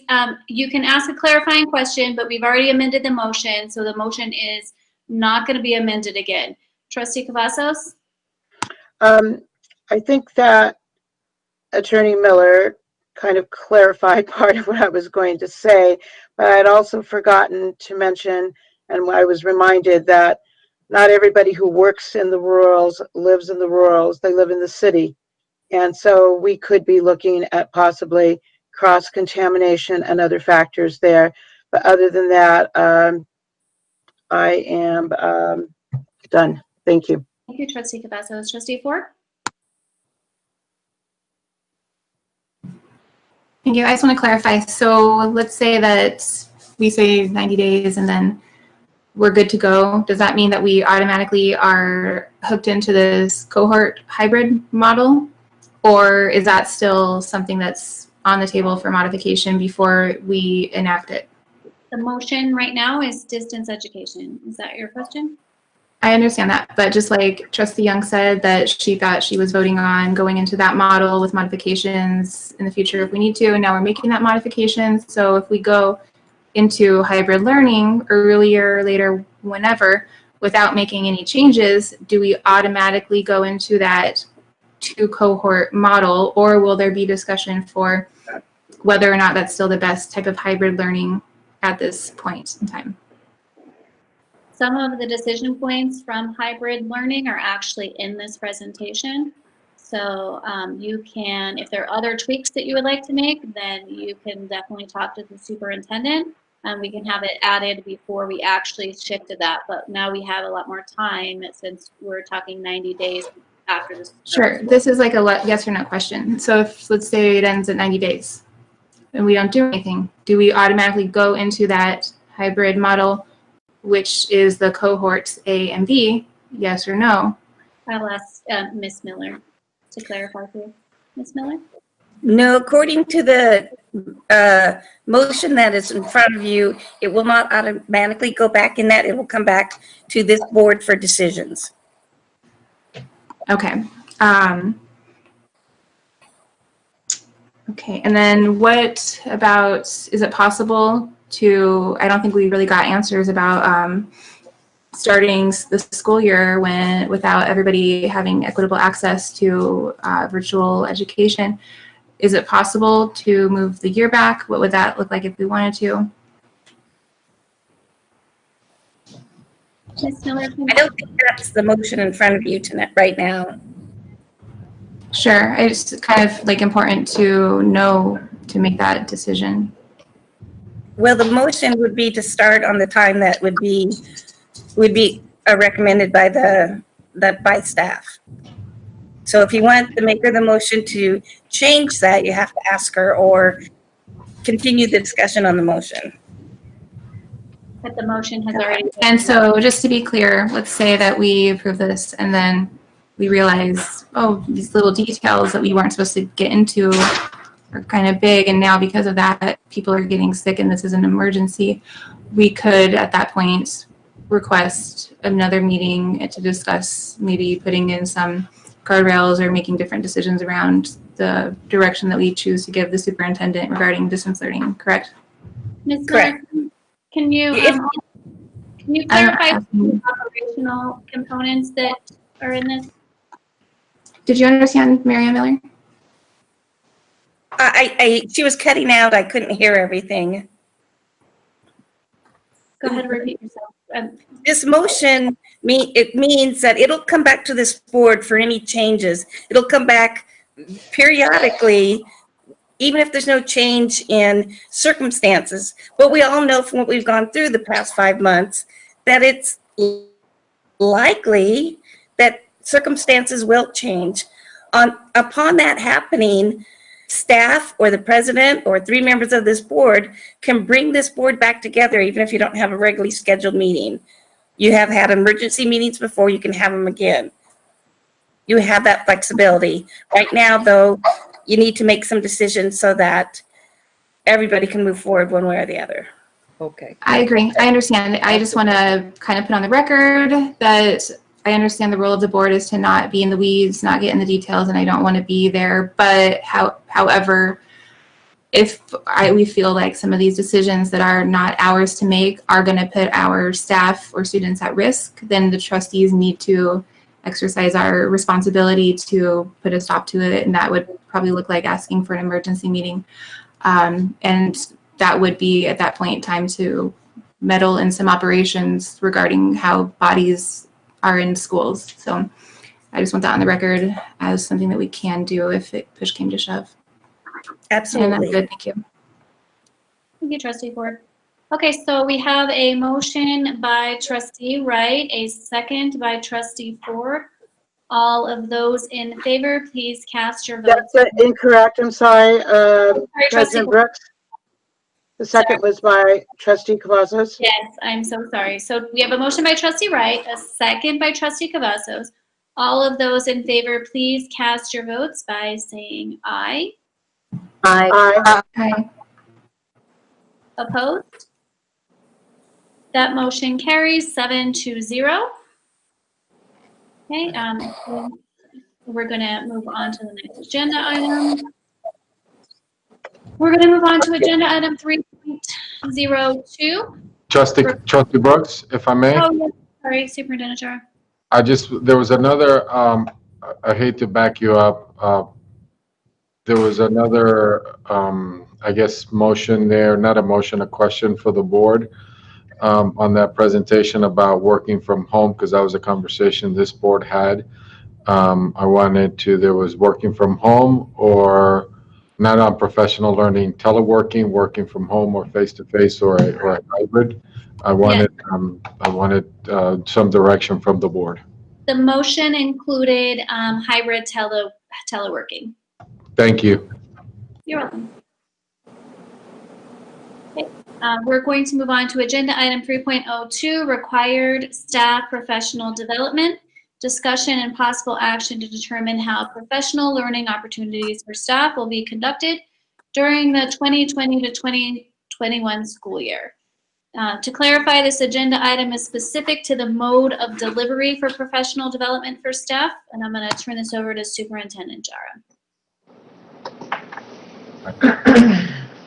So if I may, the presentation, if we can just turn it over to, I guess this is the same thing. If we can go to the next slide. Again, this was a conversation we had with, at the last board meeting, and bringing back to the board workday for staff between August 5th to the 21st, in-person, teleworking, or hybrid teleworking. Need some direction from the board. Thank you. Trustees, do you need clarification on what these options are, or are you familiar from our previous presentation? So, I would like to be in the queue, please. okay, Trustee Ford, I believe, and then Trustee Cavazos, and then Trustee Young. Sure, just to clarify, this is going to allow the principals to make the decision on what it looks like. So if we vote for only teleworking, then they would do that, or hybrid teleworking would be up to them, correct? I believe the hybrid teleworking is, it's a mix of those two things, but it's work. Superintendent Garth, could you clarify? Yes, hybrid teleworking, that means it would be at the discretion of the school principal. So this means that at one school, the principal might go, hey, we're all going to do distance PD, except maybe a couple of you need to come in or something. And then another school is going to say, hey, half of you, if you are medical leave fragile, you can stay home. The other half have to come in. And it's going to be like that different for these PD days. Is that correct? Correct. That would be the direction the board will be provided to the principal. Correct. So the principals will make the decisions. Okay, well, I know I feel like there's going to be a lot of problems that arise with that. There's a lot of issues and concerns from educators already. I think sometimes it's important to do that face-to-face, even when you're learning about a virtual program. However, I would support any teacher who doesn't feel comfortable with it. And I feel like if we do anything besides teleworking, or I would even say something like teleworking with the option to in person if they choose. I don't like the other way around where it has to be told to them to be there. I think we're going to lose a lot of teachers. I've had a lot of teachers say, if I have to step foot into school right now with other staff members in the group, I'm not going to attend.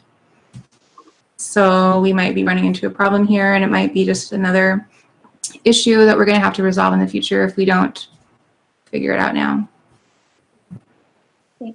Thank you, Trustee Ford. Trustee Cavazos? I'm sorry. I just wanted, again, part of that was answered by Trustee Ford's question, but I think that the reason that we just voted on this was for the safety and the well-being of everyone, and that we've established that even though children can transmit disease, the adults are more in danger from other adults. So I find it hard to kind of align in-person professional learning opportunities with what we just approved, 7-0. So I'm just kind of wondering on that and the inconsistency. And also too, we have a lot of teachers who, both of them are teachers, you know, they have a partner that's a teacher, they're a teacher.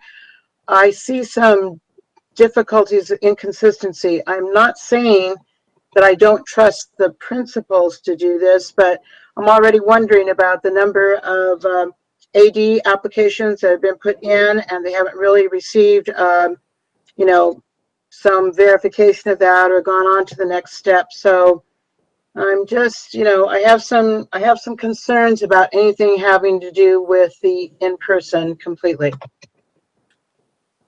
Thank you, Trustee Cavazos.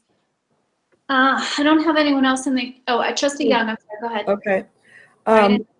Well, thank you very much. What's the point of us trying to distance education and then we ask staff to come in? I mean, if you're distance education, that's going to be distance training, that's going to be distance everything, the whole consistency. I would feel very uncomfortable having it leave that up to the principal. I love my principals. They know what they're talking about and doing, but why bring them into it saying, okay, you all come in. Oh, so one teacher says, well, you know, I've got a sick husband and you know, I'm more susceptible to flus and all. Okay, you can stay home. Well, you come. You don't even need to get in. It's either or, yes or no, up or down. If we're going to say distance all the way. Let's go all the way up the top, all the way down the bottom. Let's just make it all from home.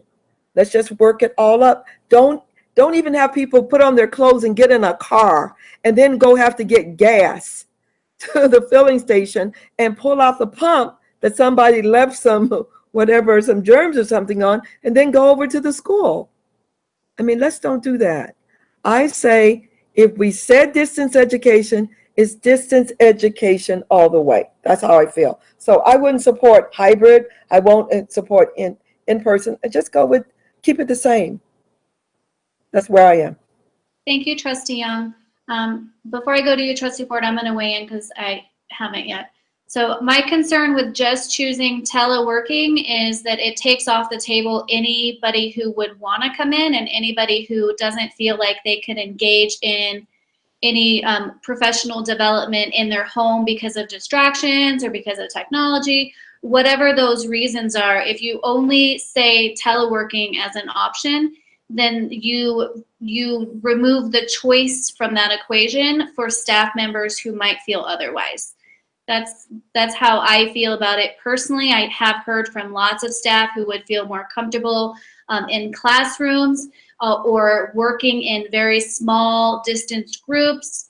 I think that I wouldn't want to limit their, I would want some parameters in place for that so that they have flexibility, but I wouldn't want to limit that. I wouldn't want to limit that choice for them personally. Trustee Ford?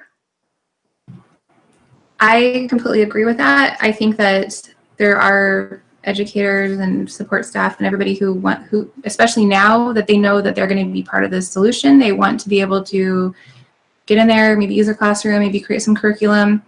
They feel safe on campus. Principals might know some people that they want to be able to call back to schools. So we do need to be able to allow that to happen voluntarily.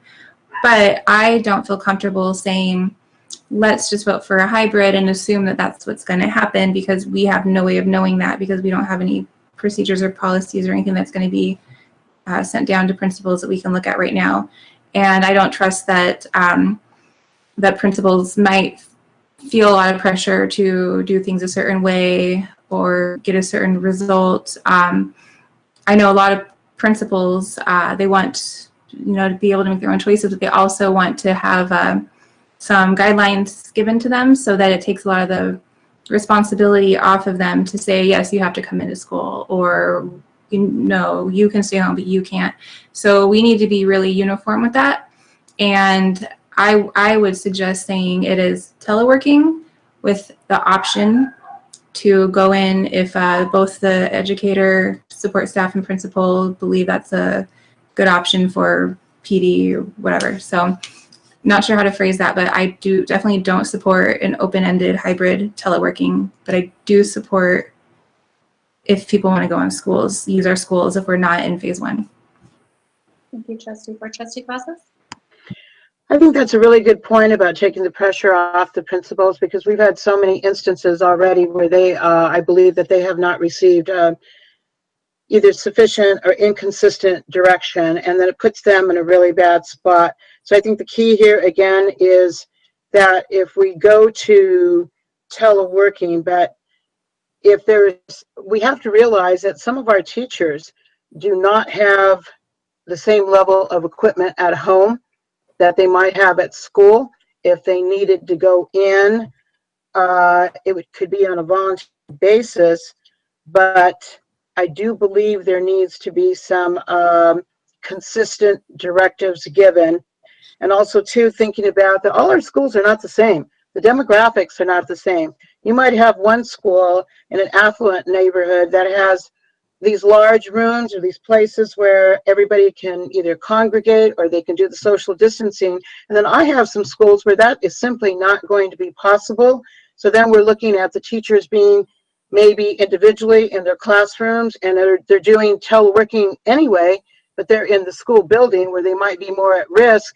So, you know, I'm just wondering here, you know, what would be the point of that? I think we have to have some flexibility, as Trustee Brooks said, that if somebody wanted to go in, but I think there needs to be some directive so that we don't have this wild, inequitable inconsistency. I know that's a lot of ins there, but sorry about that. So Trustee Gavasso, it sounds like maybe you would support a hybrid teleworking with staff flexibility. Staff flexibility completely on a voluntary basis. And even then, I still have some concerns that maybe staff could address, but I want to let the other trustees weigh in. Okay, Trustee Young? And I get that too. The only reason I would be, and that's up to the person, and I agree, there are teachers who would say, I work better at the school site than I would at my home. But if it's going to be teleworking, if we're going to be doing distance, then why don't we help our staff? If the whole point is safety, if the whole point is to eliminate exposure, if the whole point is trying to make sure that teachers going into a building,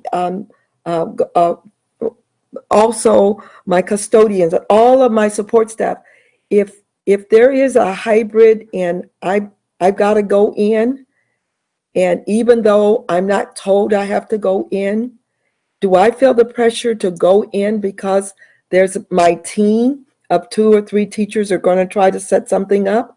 I'm a little nervous with that. I'm kind of I would leave it up to the person.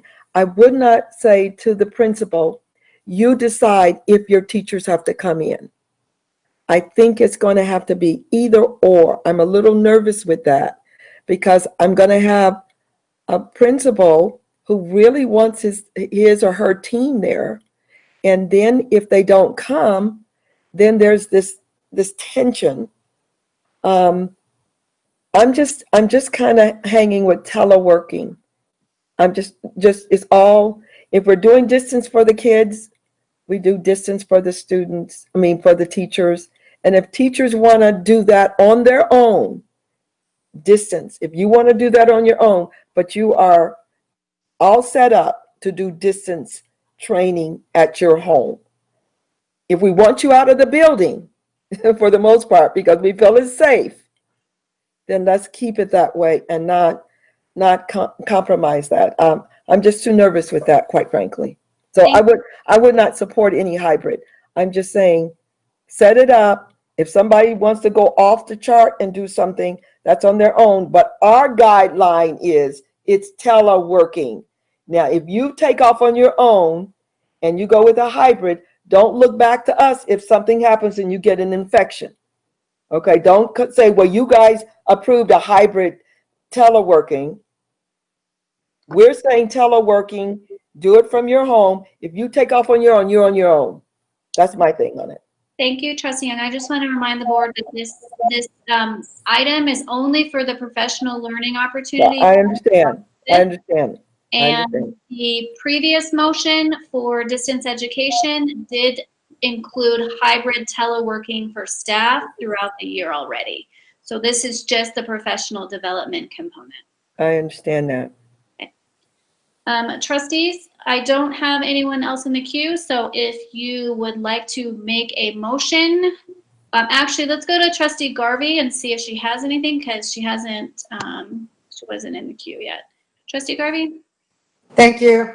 I agree with you. It aligns with what we just voted on, doing the hybrid teleworking, with the understanding that we need to be sensitive to those individuals that have circumstances that make it high risk for them to do that.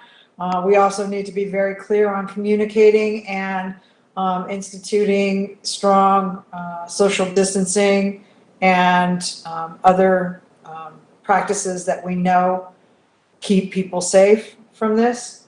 So I would support the hybrid teleworking with that being communicated. Trustee Garvey, I don't have anyone else in the queue. If you would like So to. I'll make a motion to do that. Okay. Say the motion one more time. For professional development from August 5th through August 21st, I would make a motion to approve the hybrid teleworking model with extreme communication that we must be sensitive to our individual employees' needs, and that all social distancing and hygiene practices be strictly followed. Thank you, Trustee Garvey. Do we have a second? Trustee Cavazos, if you have a question, you can second and then ask it. No, I'll wait and then ask my question. I need a clarification before I would be able to make a second. We don't have a second, so we can't really proceed until then. Trustee Young? You want a second? I don't put a second on this yet either. I've got a couple questions. Okay, Trustee Garvey, I'll second your motion. Okay. There are some other people in the queue, so I will go to them. Trustee Cavazos? Yes, on the motion, I just need a clarification. I did catch all of Trustee Garvey's motion. I just need a clarification. Is this going to be coming then from the district, or is this going to be the principal that is determining this and making sure that all social distancing and other directives are followed? In other words, who's going to be doing the deciding here? The district is sending down to principals that if their employees feel that there are circumstances within their personal lives that make them uncomfortable coming to the school, that they should have the option of doing it remotely. But the principal will be the one who oversees and makes sure that all the hygiene and social distancing is occurring the way it should be, and cannot be, punitive to anyone that tries to, stay home and do it remotely. Thank you, Trustee Garvey.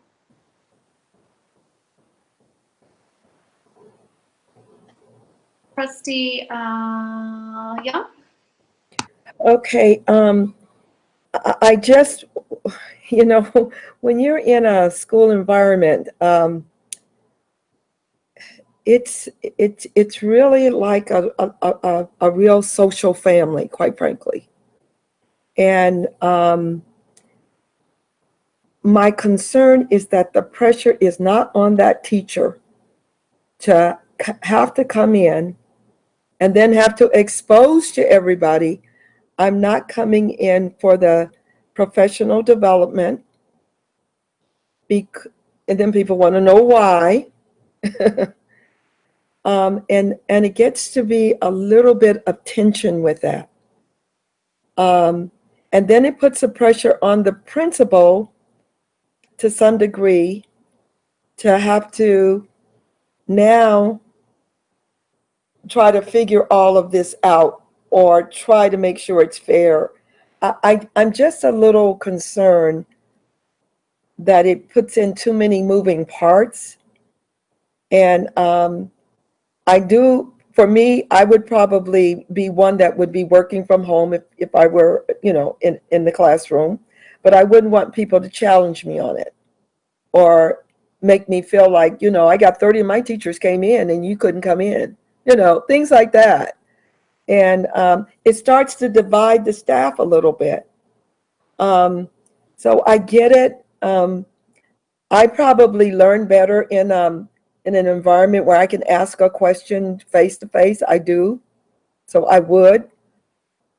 But I'm just a little bit concerned that you're framing this in a way that the principal, and if the teacher, if you say the teacher makes the final call, which I feel that would be the way to go.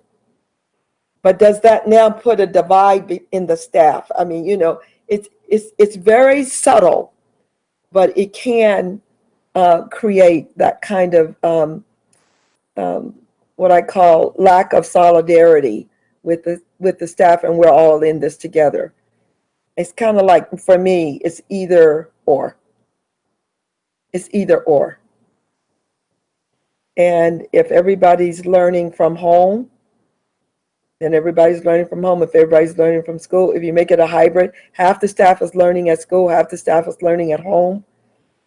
Just a little nervous for me. Thank you, Trustee Young. So I guess my concern is that if staff wants to actually come in for this and some of the professional development requires hands-on learning, like say you're using a science lab and you're pre-recording lessons, there has to be an option for staff to actually be able to do that. And I don't want to tie their hands, because I want them to be set up for success for next year, and I don't want to dictate what those terms are going to be for them to be successful. That's just my concern, is that I do think there's a lot of teachers who do want to come in and use their space and that do want to set up their school year. So that's my concern. Trustee Ford and then Trustee Cavazos. I still agree. I think that there's going to be a lot of teachers during this PD period that maybe are able to solve the childcare issue for a couple weeks. Some are not going to be able to, but if they have the ability to, then they could get a family member or someone, they can go and have focus on this in their classroom. They should be able to do that voluntarily.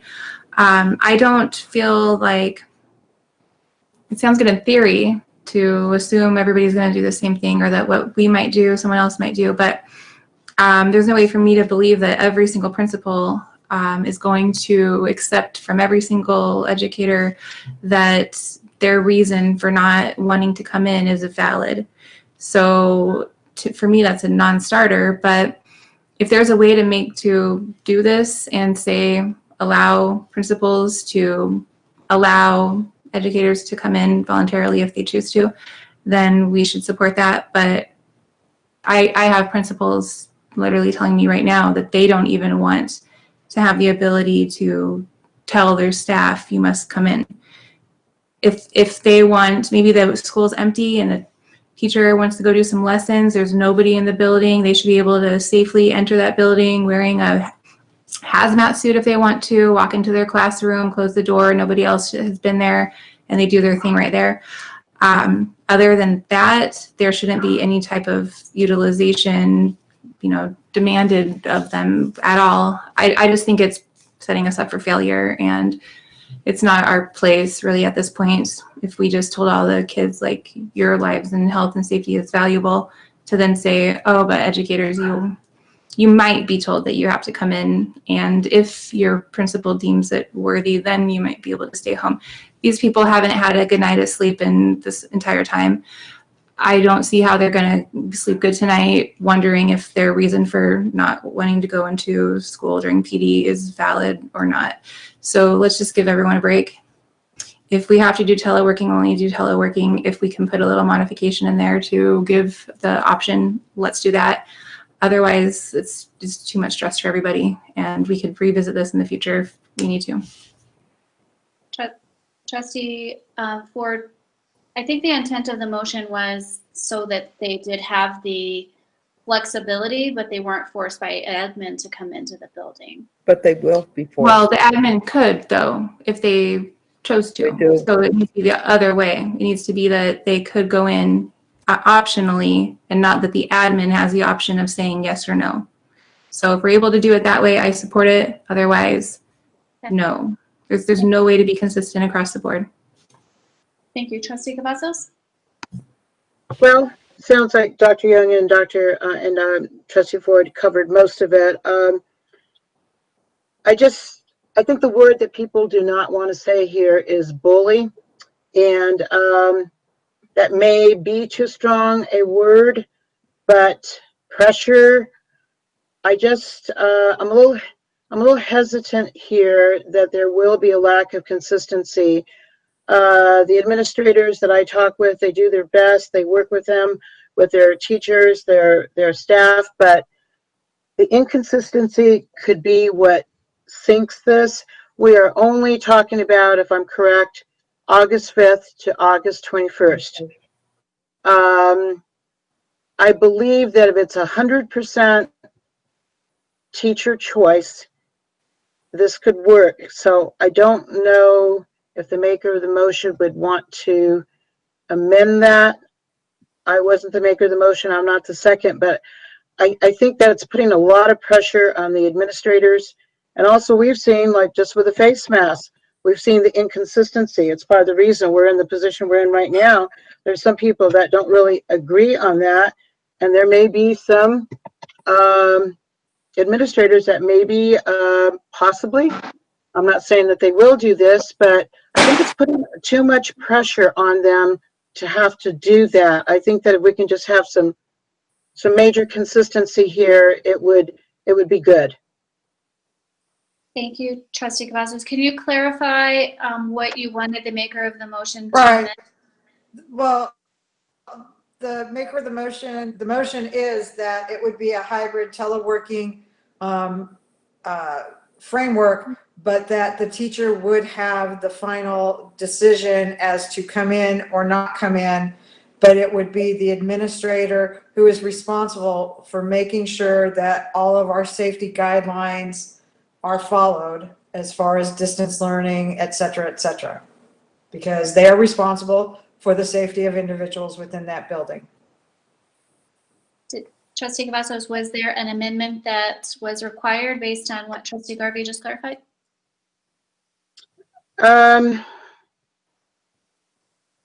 Kind of. I'm sorry. I think that this is very, very important for this time period because our teachers, everybody is stressed right now. So we're trying to do the best that we can for them. And they're going, some of them, as I said before, are already proficient in the things that they're going to be reviewing, and others are going to be starting from scratch. So I think if we can just put in there that it's 100% teacher choice. I think I appreciate Trustee Garvey's language, but I think we're leaving a little bit too much wiggle room there. And as I said before, I don't want either the staff or administrators to be put in that uncomfortable position when the outcome might be somebody getting sick or worse. Trustee Garvey, could you unmute yourself, Trustee Garvey? Yeah, and that's fine if we want to put in 100, that it's 100% teacher choice. I'm the second, so I will agree. Trustee Cepeda? I'm ready to vote. Woman after man. Me too. Thank you, Trustee Garvey. Can I make a quick comment then? Or Trustee Young. Okay. All right. if it's clear and clean, that I'm not feeling the pressure, because there's 35 staff people at my school, and we're all going to be coming in, and I'm looked down on, or there's some kind of inference that I didn't come in, or I'm not coming in. I don't want the pressure. I would not want the pressure that I've got to come in to kind of maybe make sure my evaluation is a good evaluation, that the principal still is going to allow me to be chair of something, or if I'm not coming in, does that, I mean, there's so many subtleties when you do this kind of thing, that once it's hybrid and the principal says, it's your choice, Linda, to come or not come. And then you weigh your options. The pressure, do I put on my clothes, go to the gas station, get it, and go over there so that I can balance up? I mean, it can be very, very daunting. It really can. And we need to take the pressure off these teachers. If we want to do teleworking, everybody goes teleworking. Those of you that feel that you want to do something besides teleworking, it's on you. But the bottom line of the whole thing is teleworking. We're going to do this from home. Those of you that want, it's coming from the other direction, in my opinion. Instead of hybrid going this way, it's teleworking going here. Anybody that wants to change from teleworking from the baseline, that's on you. You can do that. But our bottom line is it's teleworking. That's where I'm coming from. Okay, so I won't support the motion.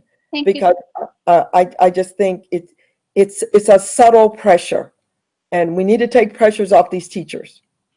If they want to do it under teleworking, we already said it's all teleworking, and you want to go into the school, that's on you. But the bottom line is we're saying it's teleworking. That's all I'm saying. Thank you, Trustee Young. So I see the hybrid teleworking as a mix between in-person and teleworking, but without actually stripping away the choice from teachers.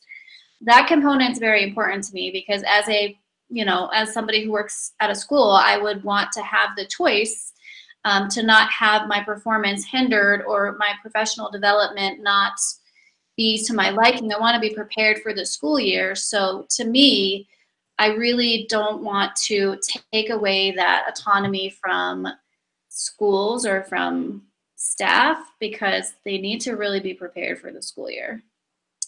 That's all right. So we actually are going to vote. We have Trustee Garvey is the maker of the motion. I am the second. So trustees in favor, please cast your votes by saying aye. Aye. Aye. Opposed? I oppose. Okay, so that motion carries 5-1, noting that Trustee Young is a nay. Or I think there was a Trustee Brooks, and also noting that I believe that Trustee Wright is no longer on the call. Oh, yeah, sorry. Trustee Wright is actually, she lost phone service, so she is not on the call any longer. So she was not in the vote. Thank Thanks you. for the reminder. Okay, we're going to move on to agenda item 3.03, instructional scheduling for secondary students. Discussion and possible action to determine instructional scheduling options for secondary students during the 2020 to 2021 school year. Superintendent Jara? Yes, Madam President, members of the board, this is another one of the items that we would promise the board to come back. We have the semester-based courses, the 4 courses, the traditional year-long courses, and then we also have the traditional year-long courses with school discretion. So 3 different options for the board to consider and provide direction for staff so we can include in our guide for our building principals. Again, secondary schools only.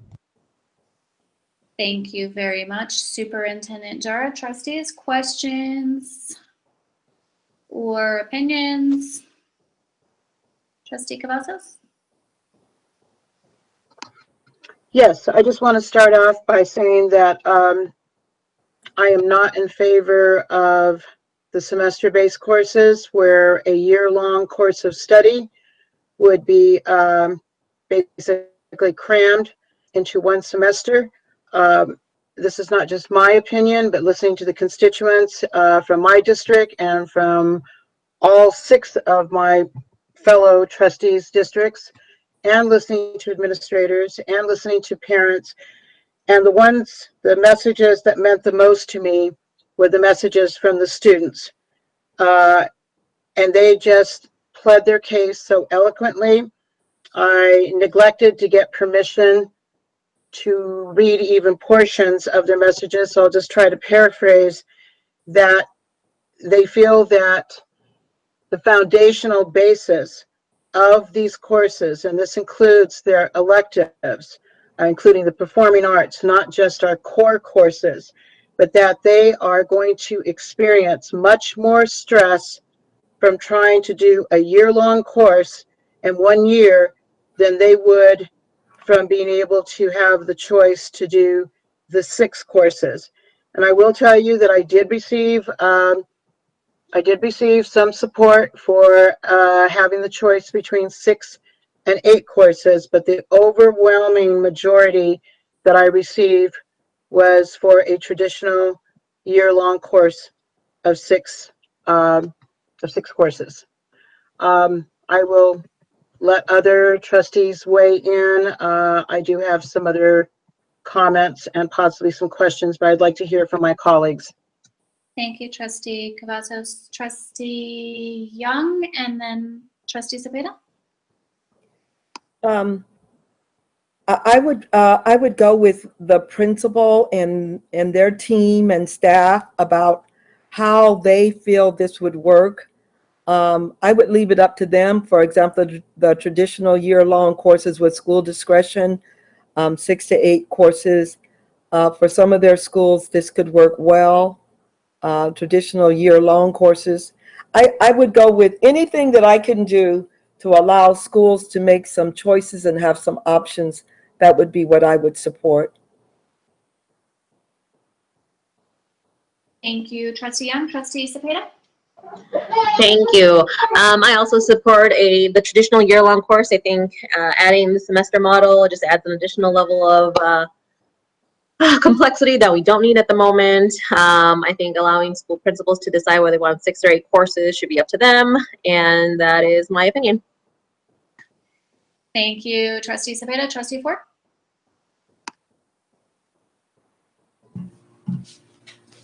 Thank you. I also support it. I have heard a couple educators and principals even use the word educational malpractice when discussing the semester-based courses. It also makes me really uncomfortable with our SPED students, our English language learners, and bottom percentile students. So it seems like that is the best option. I also wanted to bring up that we should be looking at some way to allow our seniors to graduate early.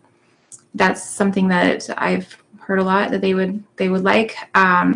They feel like they're not going to be able to participate in the things that matter senior year, you know, prom and football games and dances, graduation. So, and then when we reopen, if we're able to get some, you know, seniors graduated early, that will be less bodies in the building as well. So, and if we were to do something like that, they would have to obviously be able to have access to those extras in the event that we had them. It got safe enough to hold those kind of things. So that's just a thought, but I think that would be really important, and that is one thing I've been hearing from seniors. But yes, I am going to support the traditional year-long courses with school discretion. Is that the traditional year-long courses? Okay, so the 6 to 8. I'm going to go to Trustee Garvey, and then I think staff wants to clarify something. Trustee Garvey? Thank you. So I had a couple of questions on this. So doing the traditional year-long courses with school discretion is the 6 to 8 course option. So it's kind of like the partial menu choice. because I asked staff if there was any ability to allow schools to pick whichever one worked for them. And I'll let them address what their answer was on that. Also, I've had a lot of comments, both in support of traditional year-long courses, and then the 4 courses. So my constituency and principals and teachers are kind of split on that. But again, I worry about this. Those students who have supports in place and thrive academically and don't have challenges that make it more difficult for them will probably do well with the 6 to 8. And students who do not and have language issues and poverty and no supports at home or very little supports at home for whatever reason could be set up for a huge failure. So I have some real concerns about that. So if staff could just go over the reason why schools can't have individual choice on this, I would appreciate that. And then I kind of go with the consensus of the board. Thank you, Jessica. Can I have Dr. Larson Mitchell? Yeah, okay. Madam President, members of the board, Superintendent Jara, Trustee Garvey. So the clarification with the traditional year-long courses with school discretion, the 6 to 8 courses essentially would be schools currently at the secondary level have anywhere from 6 to 8 courses. So it would essentially allow them to keep the master schedule that they currently have. Schools would not be able to select the semester-based courses, as we could not have schools within the district on a semester-based credit earning system and then others on a year-long credit earning system for when students may potentially transfer to a different school. Trustee Garvey, does that clarify your? Yeah, and thank you for sharing that with the public and that, because unfortunately, that is one of the challenges that our district has faced for a very long time. And again, it really focuses on some of the really deep challenges we have and how they intensify during a pandemic. Thank you. Before I go back to Trustee Cavazos, I just want to weigh in. I do think that 4 courses is much easier for students, but I also understand the problem that that causes with continuity of scheduling and also for IB and AP courses. I actually see both sides of that argument. I do fear that it's going to be very, very difficult now that we know we're going to shift to distance education right out the gate, that I really think it's going to be very, very difficult for teachers to teach that many courses and for students to take that many courses at one time. It's going to be really hard. I'm not saying no, I'm just saying I think it's going to be much more difficult than I think people realize. Trustee Cavazos and then Trustee Young. This is, I think that after listening to everybody's comments, I was really trying to decide between the traditional year-long courses, 6 courses, or the traditional year-long courses with school discretion. And I have to point out that there's going to be some autonomy here. The principals know their demographics. They know their schools. They know their community. They know their students. So we have been on a traditional 6 to 8 courses. The counselors are used to that. The social workers, the other mental health professionals know what the schedule looks like. it would be much more stressful, in my estimation, and from what I have been told, is for these kids then to go into that. And I understand, I think that Trustee Brooks brought up a very good point, and so did Trustee Garvey, as far as having supports, not having supports. But from hearing from the number of people all across different entities, in other words, it wasn't just the principals, it wasn't just the teachers, it wasn't just the students, it's from all of them. They are saying we have the supports in place for the traditional schedule. We do not have the supports in place like, say, a college counselor, a college student would have for a semester based. I think it would be foolhardy to not let the principals make the decision on this. They are the experts with this, and they know how to make this work. So I would have to say that I'm going to be in favor of traditional year-long courses with school discretion, and let them do the best, because I believe that the teachers and the administrators will do the best for their kids, and hopefully we can fill in some of those gaps with what the superintendent and the staff were telling us that we are going to have. So that's basically where I stand. Thank you. Okay, so to clarify, Trustee Cavazos, though, that means that everybody will be year-long. There won't be a way to do semester-based courses, right? I just want to clarify the discretion part that you stated. Are you clarifying basically what Dr. Larson Mitchell said, that they wouldn't be able to switch then from a year-long course to a semester? Yeah, just everybody has to be on year-long courses at the same time, right? Well, I believe we only have, 3 options in front of us right here. So yes, I believe that would be correct. Thanks, Trustee Cavazos. Thank you. Trustee Young, and then Trustee Cepeda. And just quickly, what's the disadvantage in terms anything that I can give the discretion to the school, I support, whatever that is. Traditional year-long course with school discretion, and then the 6 courses, 6 to 8, and then just the 6 courses on the traditional year-long, and then the semester-based course, which would be 4. What would be, just quickly, what's the disadvantage of going with, I'm supporting the traditional year-long course with school discretion, 6 to 8 courses, and the other would be, for me, anytime you give schools discretion, I'm always supportive of that. And then the semester-based course, which is 4, and I guess that's just for that semester. So you could literally do 4 one semester and do, I guess, 4 another semester, I guess. So what's the difference? One is going to be all year, and then one's going to be semester, right? I will have Dr. Larson Mitchell explain the semester-based courses. Dr. Larson Mitchell? Madam President, members of the board, Superintendent Jara, Dr. Young, I'll start, and then I'll also let Ms. Brockett, Region 2 Superintendent, add as well.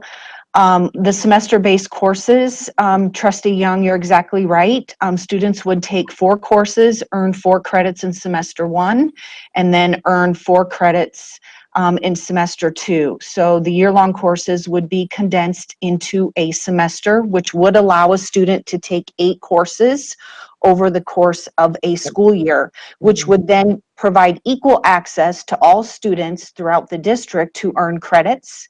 It would also provide an opportunity for our English language learners, our students with IEPs, to have additional support courses. Also, a benefit is when you look at the number of courses that students and teachers need to manage. So if you look at the semester-based courses, the 4 courses, students would be managing 4 courses. Teachers would be looking at caseloads of about 144 to 150 students. When you look at a traditional year-long 6-period day, students would then be managing 6 courses, and then teachers would have approximately 216 students that they would be working with in distance education. And then when you look at the year-long 8-period day, teachers would have a caseload of approximately 288 to 290 students with distance education, and then students would be managing 8 courses at one time through distance education. So those are some of the benefits with the semester-based courses, and I'll let Ms. Brockett add any additional information. Oh, could I ask you a real quick question before she comes on? Absolutely. Did we survey the principals? What do the principals want? We've worked closely with working groups of principals. None of these options are easy. None of them are perfect options. Principals have expressed concern with AP courses, mathematics courses, and IB courses. So there are some concerns that they have expressed. Okay, that's what they've expressed, but I mean, did we do a survey with the principals to say, I mean, because it's a one size fits all the way this is going. What we vote on, if we go traditional year-long courses with school discretion, then it has to apply to everybody, right? Throughout the district, right? Yes, the traditional year-long courses with school discretion, as I mentioned earlier, Trustee Young, our secondary schools have anywhere from 6 to 8 courses. It would be year-long, so they would essentially keep the master schedule that they have. The issue with that middle option, traditional year-long 6 courses, we have several high schools that offer 8 courses. So it would be very difficult for them to transition to that middle option, the traditional year-long 6 courses. And could I just ask one other, if you go traditional year-long courses and then traditional year-long courses with school discretion, is that about the same except the principal then does have the discretion to add 2 more courses? But both the traditionals are basically the same except there's a discretionary component for principals. They don't have to use it, so they could use the traditional year-long courses just with the 6 courses? Madam President, members of the board, Superintendent Jara, Trustee Young, I think I understand the question. So the third box there, the traditional year-long courses with school discretion, allows the secondary schools to have the 6. We have some high schools on a 7-period day, and we have some that do the 4x4. We have some that do 8 courses. So that third option, the traditional year-long courses with school discretion, would essentially allow them to keep 6 through potentially 8 courses. Okay, so your middle block here is also embedded in your traditional year-long course with discretion then. So it's like 2, you've got the 1 here for the 6 courses traditional, but you got the same thing. You could still use 6 courses over here with the discretion. You just choose not to use the discretion. Is that right? Madam President, members of the board, Superintendent Jara, Trustee Young. So the 6 courses would limit secondary schools to only providing 6 courses. Okay. Versus them having. So the discretion gives them the option of 2 more courses then? Yes, ma'am. Okay, but they still could do, you say 6 to 8, so they still could do 6. Yes, ma'am. Okay, so it's basically the same in the middle box, that they have the choice to do 6 in the third box. Yes, but it expands it by 2 additional courses. Yeah, but I'm saying if they didn't want to do it, they still could just do the 6. Thank you, yes. That's all I was asking. Okay. Ms. Brockett, did you have anything that you'd like to add? Madam President, members of the board, Superintendent Jara, Debbie Brockett, Region Superintendent for the record. Just a little bit on what we had mentioned with the concerns about AP and IB. Yes, that has been a concern, and we've looked at that concern.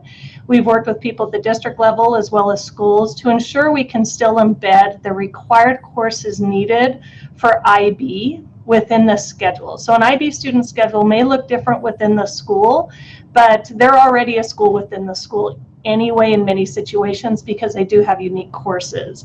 The other one I do want to emphasize is the importance of acceleration in the semester-based courses.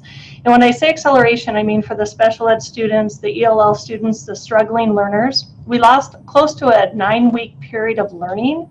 And I know that there's a lot of concern about math not being year long, but with a 4 by the semester courses, you can actually offer a fundamental math course at any secondary school that would allow us to go back and ensure that some of the knowledge that may have been lost, because we know math, when we lose 9 weeks, could be very hard to gain that knowledge back. But with semester-based courses, we could start the year with a fundamental course that would build off of what may have been lost in the previous year and begin to build that fundamental knowledge to move forward for the next course. So students would actually be in a year-long course, but they wouldn't lose any content knowledge. Let's say it's algebra, and they start it with fundamental math for the first semester. They get a credit, an elective credit, but then they would have the basics and the knowledge to move forward into their actual coursework, which might be algebra, it could be geometry, it could be in a middle school, it could be just Math 7, but we would make sure that some of those gaps that may have widened due to the amount of time we lost last year, we would be able to fill those without in any way slowing kids down. And again, we've talked a lot about the needs for special ed and ELL students in this hybrid model. And even though you're doing a whole course in one semester, remember when we look at the schedules, it's important to remember we're looking at possibly 2 cores and 2 electives. So it would give students possibly just math and English or math and science, however it's set up first semester, to really go in depth and learn the material while also having 2 electives each semester. It actually provides more opportunities for electives for all students if you were only on a 6 course schedule. It provides you more opportunities to not only take the acceleration courses, but to also provide more opportunities for the electives and to be able to balance that. So the course load, not only for the students, which we're very concerned about, but also for the teachers to ensure we can make daily contact with all of our students. Because when your numbers get up to 256 students or higher, daily contact may become very difficult for the majority of teachers. And if I could just add, thank you, Ms. Brockett. The traditional year-long courses with the school discretion of 6 to 8 will be much more challenging, if not impossible, to transition into a hybrid model because you're incorporating many more passing periods, much more interaction between students and teachers, and there would be cleaning of classrooms in between classes versus the semester-based 4 courses. So it would be a more difficult transition into the hybrid model if that was a possibility. Thank Okay, you. quick question. Yeah. Okay, so I'm just trying to make sure I'm supporting the principals out there. Most seem to like them. I'm not quite sure if I understand all of it. I'm trying to. Oh, okay. So I'm trying to say and if somebody wants to let me know if I'm right or wrong on this, if I support the traditional year-long courses with the school discretion, in other words, they can go from 6 to 8 courses. They don't have to. That does give the option that if they want to do traditional year-long courses, that they can do the courses just with 6. I want to make sure I understand that. And I got some people, they want semester-based courses, but I got a bunch of people that said they don't want semester-based courses. So I've got some people saying they want semester-based. I guess I'm okay with this. I mean, I'm all right with however we want to do this. So I'm just trying to vote on a way that supports the schools. That's basically it. I mean, I think I get the traditional with the 8. I mean, that's a lot of movement and all. And then the traditional with the 6. Then some people want the 4, but we can only go with one. That it's kind of one size fits all, as I understand it. Dr. Larson Mitchell. Madam President, members of the board, Superintendent Jara, Dr. Young. So the traditional year-long courses block in the center limits a school to offering 6 courses that's traditionally year-long.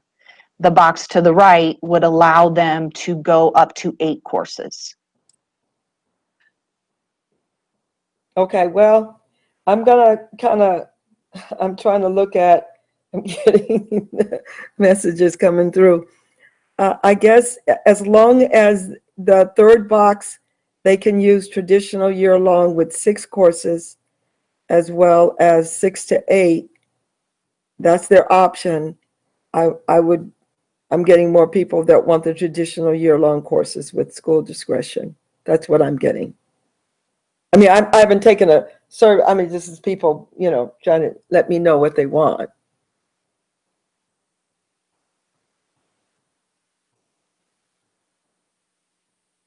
Okay, all right. I think I'm there. Thank you, Trustee Young.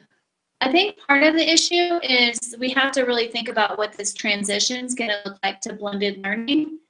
And I do want to give schools discretion. And I do want to be mindful of the fact that there's some serious problems with AP and IB. I don't know that there's a perfect solution, but I do know that when we go to blended learning, you're going to put those teachers at much higher risk because they're going to interact with twice as many students. But I actually see both sides of this argument, so I don't know that there's a perfect solution. Trustee Cepeda? Thank you. I think ultimately, for me, the reason why I'm going with option 3 is because there's still, one, we don't know what the connectivity looks like for a lot of these students. Every time they change from semester course, they're going to have to switch whatever method they're learning online. So I feel like there's always that period of time where they have to relearn kind of how a teacher is teaching online. So there's always that time lost.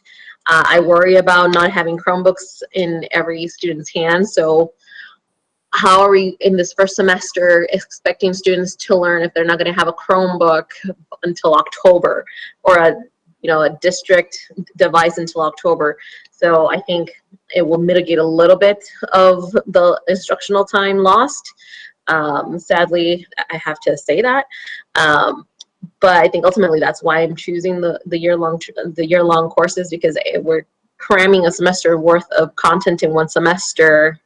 There's still so much in the air at the moment. So, and on top of that, yeah, the AB, IP, and we forget dual credit. Dual credit is a college course, and as cramming a college course is just way too much for our students. So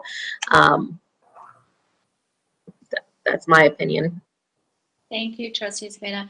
Are there any options that staff explored that account for things like dual credit and AP and IB,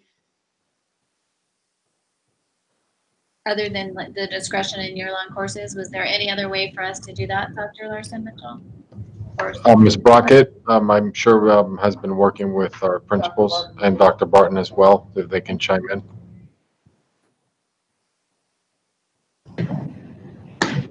This is Mike Barton for the record, Trustee Brooks, members of the board, Dr. Jara.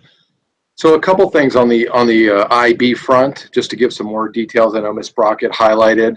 When you think about, the first bucket and the third bucket, those are the areas where we heard from our experts regarding IB where it could work.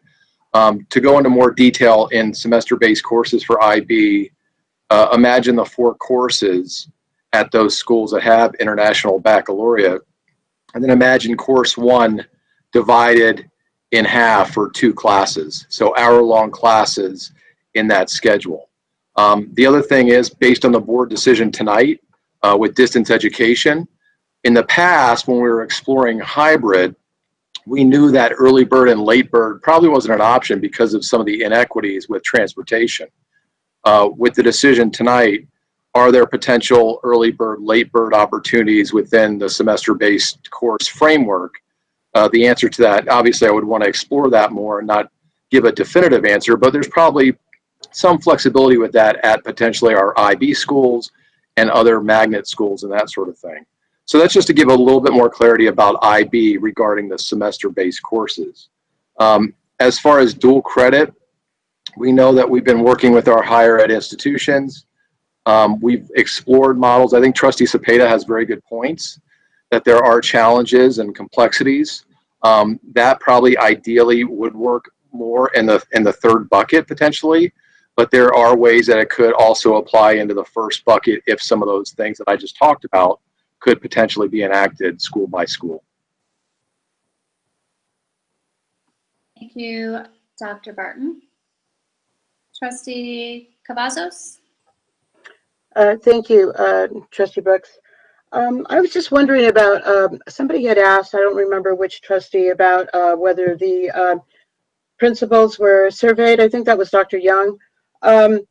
Which principals, which secondary principals were in this working group? I mean, how many did we have? Are they the same ones that have been in the same working group since the beginning, I don't know, of the year? Do we know who they are? I mean, can we get some more information on that? Ms. Brockett? Ms. Brockett? Madam President, members of the board, Superintendent Jara, Debbie Brockett for the record. We did have several working groups at the secondary level. We were holding these working groups during a time in which many principals were, I shouldn't say many, several of the ones that were invited weren't able to attend. So I don't have the exact numbers printed out in front of me, but if I remember correctly, at high school, we started with 4 principals just to kind of bounce some ideas off them.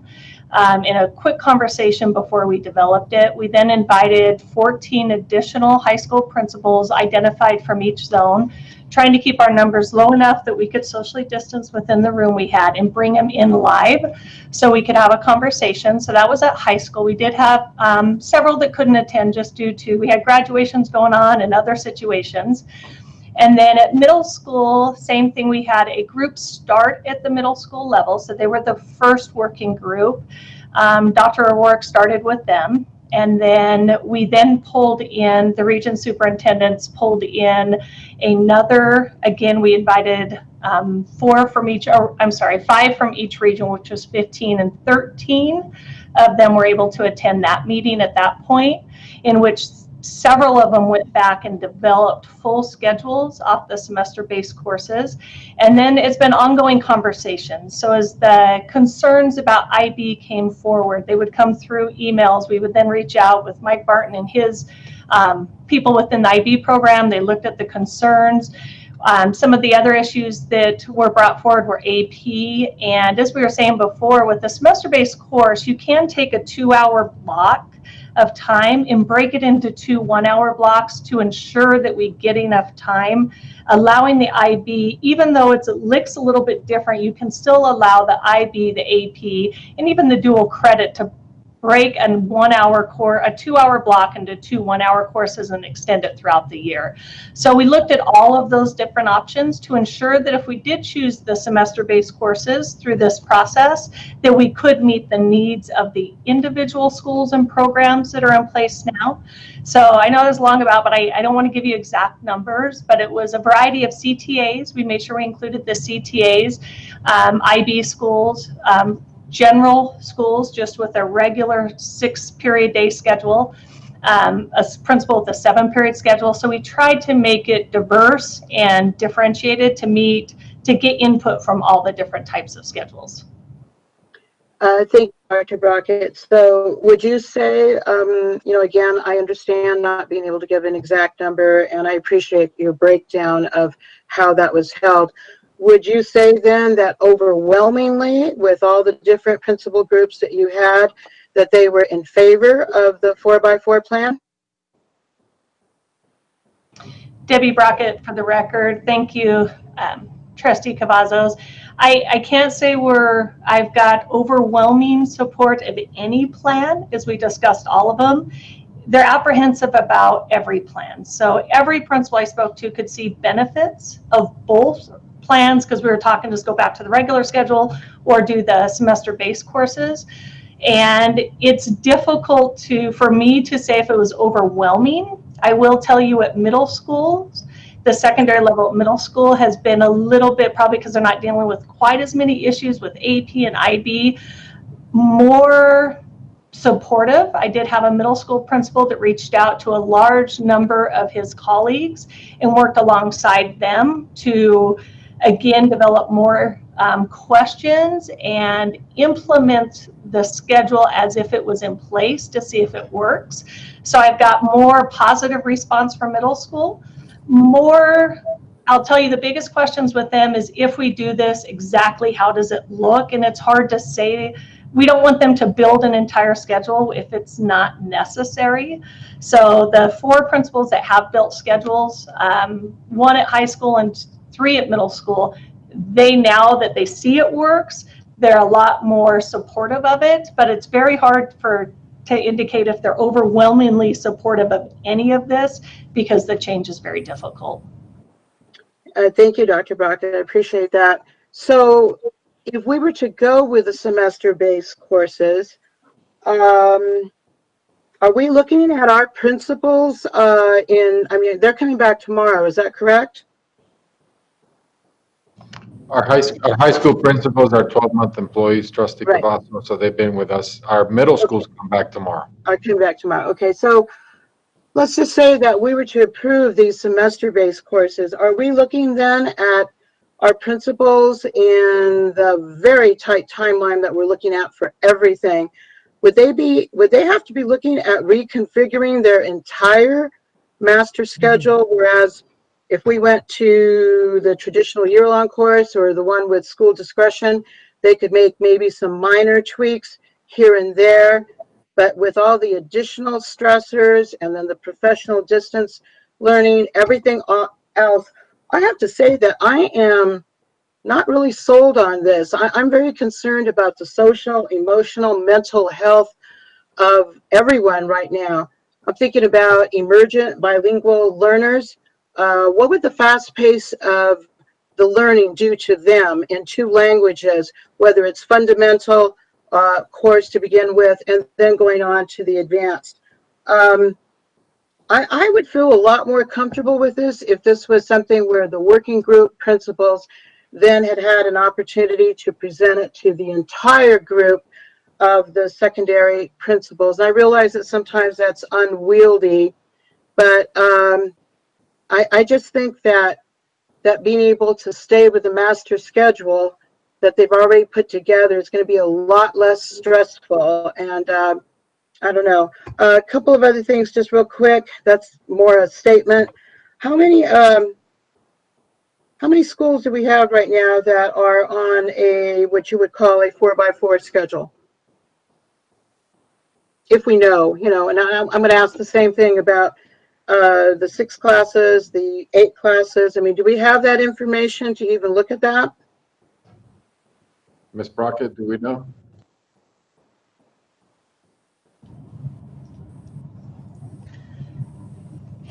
Madam President, members of the board, Superintendent Jara, Trustee Cavasso, Debbie Brockett for the record. Trustee Cavazos, I don't know the exact numbers. I don't know if maybe Dr. Barton or Dr. Larson Mitchell. I know at middle school that 6 period day is typical. So I would, if I had to give you an estimate, I'd say 90% of middle schools are on a 6 period day. A few have extended to a 7 period day to provide more opportunities for students. And I don't know how many middle schools are on a 4x4 block. Being a high school principal for so many years, I will tell you that the numbers vary each year of who's on a 4x4 block, who does 7 period, who does 6 period. That's a principal's objective to do that. So that could have changed from the time I was in. So I could not give you numbers on a high school level, who does which schedule. Thank you, Dr. Brockett. I guess, and of course I'm concerned about the middle schools, but the high schools, we're talking about these kids that, right now, it's not looking good for any of this for right now with the sports, the extracurricular activities.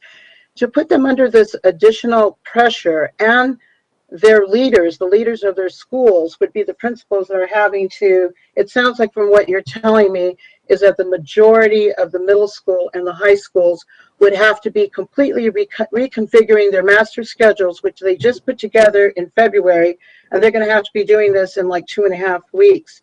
And that just kind of really concerns me. And the mental health aspect, I can't even tell you how concerned I am about that.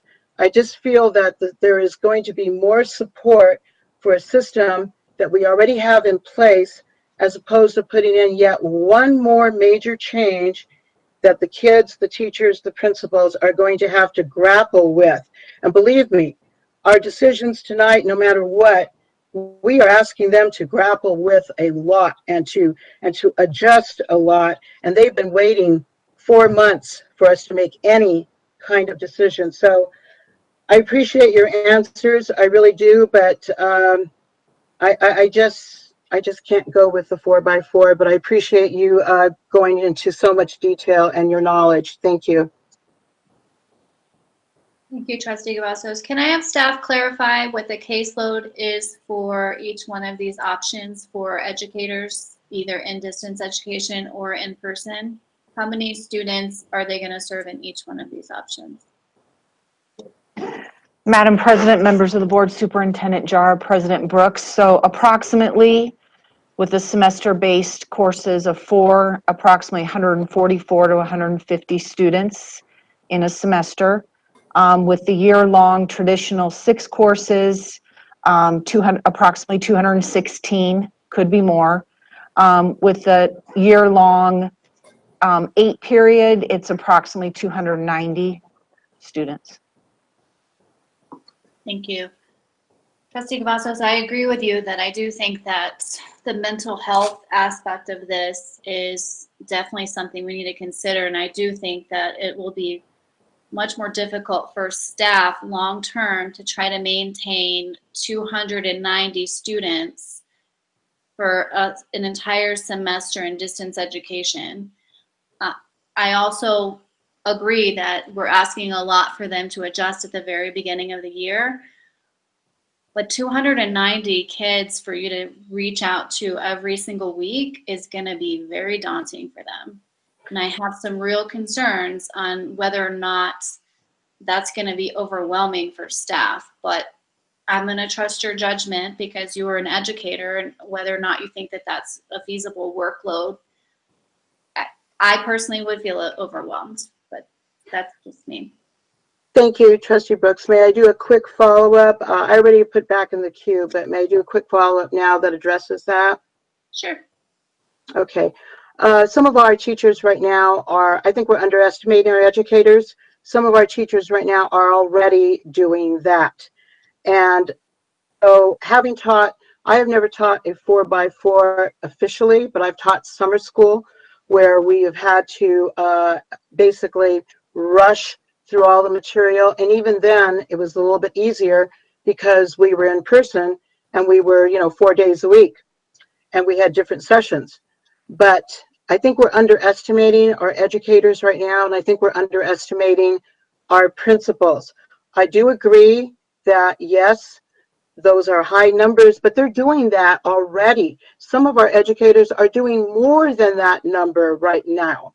So I just, I appreciate you bringing that up and in consideration, but the cons for everyone, the students, the parents that are going to help, the social workers, the counselors, the principals, it's just unbelievable to me. We have constructs in place right now for the 6 or 8 class schedule.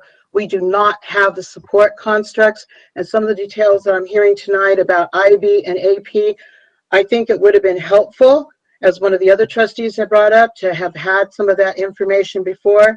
And also too, I'm still a little bit unsure about how many principals were really in favor of this. I just really am. I understand what Dr. Brockett said, that, it's not going to be overwhelming, but, if I had a number, or if I had like 50% of the high school principals in their association were in favor, I'd feel way more comfortable. But but the disadvantages to this plan far outweigh for me the advantages. But I do appreciate you thinking about the numbers. Thank you, Trustee Cavazos. I do want to, I just want on the record that I have actually, like, several principals have reached out to me to express support of this plan, and they do think it's more feasible for their staff and their caseloads, and for students to actually be able to engage in 4 courses. But I think your points are also well made. Trustee Ford? Yeah, I agree with what Trustee Cavazos said. I've been hearing from a lot of principals, and not one of them is wanting the semester-based courses. Most of them are saying absolutely not to the 4x4 model. They're saying the only logical option is option 3. Teachers are saying that there's already so many changes that students are going to have to get used to, that when we can create consistency, we should try to, and we can't be switching mid-year. I also see a problem thinking ahead, because regardless of what we do, how we do it, the second semester is going to be done better. We can't even assure that all students are going to have a device or internet when it's beginning school. Everyone's going to be going through a learning curve the first few months. And I don't see it being even fair to the classes that they take, or to the teachers or anybody to have to switch anything else after everything that everyone's going to have to work through. I'd like to make a motion to adopt the 3rd option, which is traditional year-long courses with school discretion. I'd like to second that motion. Okay, thank you. So we have a, who was the second? Sorry. I think Linda and I both said it at the same time. Oh, well, go ahead, Trustee Cepeda. Go ahead. No, it's good. It's okay. You can go. Okay, I'm going to put Trustee Cavazos down. Before you vote, I just want to clarify with staff. So if there's a traditional year-long course and there's school discretion, does that mean that the school discretion could be used to allow principals who want to do semester-based courses to do that? If they would like to block schedule those courses instead, so that there are 4 courses? Madam President, members of the board, that would be a challenge. I don't recommend that because of our student transfer, and maybe students going from school to school would make it more of a challenge. So my recommendation would be that the board, if the board approves on the traditional year-long courses with school discretion, the discretion is around the 6 to 8, not necessarily going to semester. All right, I just want to verify that. Trustee Young, go ahead, and then we're going to vote. Okay, I just And if I wanted could to, be in the queue too, because I queued in. So, Oh, I'm sorry. Trustee Young and then Trustee Garvey. oh, you want to go, Trustee Garvey? No, I can wait. Go ahead. Oh, okay. All right. I just wanted to make sure that principals felt their voices were heard. Some feel like they tried to express some concerns and they didn't always get a response back. For some, not going with the traditional year-long courses with school discretion is a disservice to their IB program and some of their other monies that have been put into programs. So I just want us to be mindful that, you know, we sit here as trustees, and I'm always supportive and willing to listen to the principals, teachers, support staff, bus drivers, custodians, and anybody that's working out there in the schools or even in our Ed Center or at our Sahara building. But I do think we've got to be mindful as much as possible that we get this input, because as a trustee, voting on this, I mean, unless I'm educated about and the person on the front line who's out there, who's doing the schedule, will know so much more than I know. And I mean, I'll know quite a bit, but they'll even know all the, as you call it, getting into the weeds on this. So I would recommend that if these kinds of things come forward, we need to have a survey of all the principals And then literally let them vote. Hey, let me tell you why, and let them make the call. For me to get up here and make this call, and on which one to go with, and I'm getting feedback now, and probably could have gotten feedback before. I think staff needs to make sure these principals check off the box, and then we can say, here's what we got from our high schools, here's what we got from our middle schools, or here's what we got for the trustees in District C or in District A, or me even break it out by that. But then at least we've got some information, so I don't vote the wrong way and send a school in a tailspin. I'm trying, if I can, as a trustee, to be sensitive to these issues that affect all the schools. But I now see this is a one-size-fits-all, and so I've got 1 or 2 schools that say semester, but just about maybe the 10 or so, 12 or so people that's kind of letting me know they're going with traditional year-long with school discretion. That's what I'm getting, and I don't feel I should. I mean, that's fine if I have to, get this, but I just think we've got to be sensitive. The team that's working at the Sahara building, all of you all, you do a wonderful job. I can't say enough how good you are, but it doesn't do us good if you're not going to make sure these principals are connected. And if they're feeling like they're getting shut down if they push forward, then this is not good. We've got to come together as a district. We got to look out for our students. And as trustees, we're part of the team. We're not the whole team. We're just a part of the team. That's how I see it. Okay, so given what I had, we can't push this off to get a survey from the principals. Can we wait and then, or does this throw their scheduling all the way off? I definitely don't think we can wait, but Okay. No. Okay. Thank you. Yeah. Okay, so we can't. So so given the numbers that have come in for me, I'd have to go with traditional year-long courses with school discretion by the number of people that have let me know that is not only workable for them, for some of them it's critical for them. Thank you, Trustee. Okay, so I'm sorry to the rest of you all that that you wanted to go with the other, but it's kind of like you got to do a numbers game here. Trustee Garvey? Thank you, Madam Chair. So I too am getting all kinds of feedback that's all over the map. One of the concerns that was brought up is by doing the traditional year-round long courses with school discretion, that there's an incredible amount of workload writing up semester-long courses into Canvas. What kind of support are we providing on that front, and does staff have anything to say about that? Dr. Barton, yes, Trustee Garvey. Dr. Barton?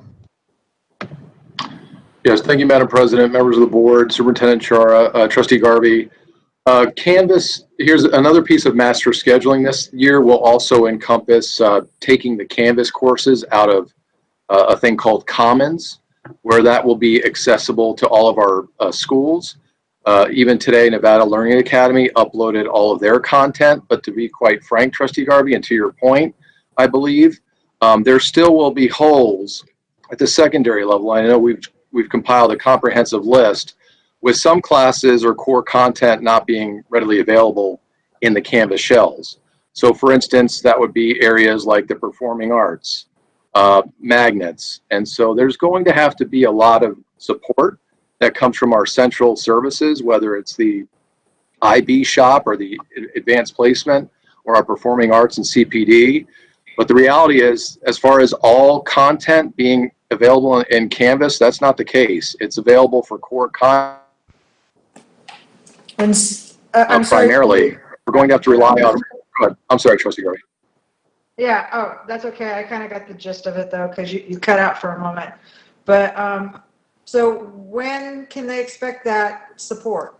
Because I'm having teachers saying they've been working on this since the beginning of July, and it is tedious, hard work. Absolutely. Madam President, members of the board, Dr. Jara, Trustee Garvey, multiple things are happening right now as far as working with those professionals and some of our specialists in curriculum and professional development.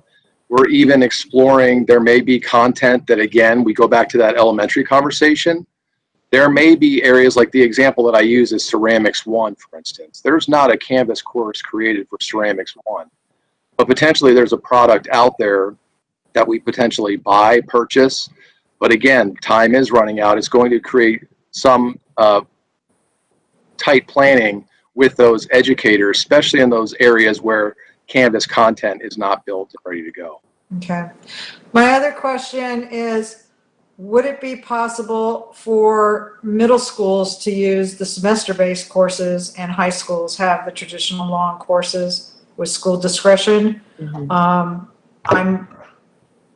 My concern is the workload for students, and middle school tends to be one of those transitional places for kids where either they succeed or they don't.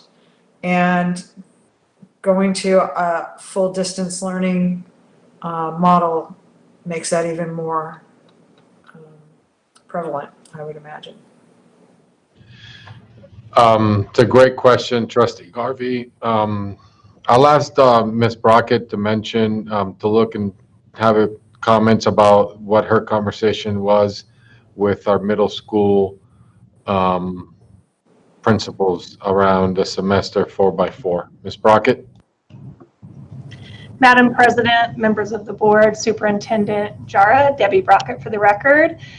There were intense conversations around middle school principals. I think they engaged in the conversation in a positive light because they see the opportunities of equity of being able to offer 8 courses in 1 year.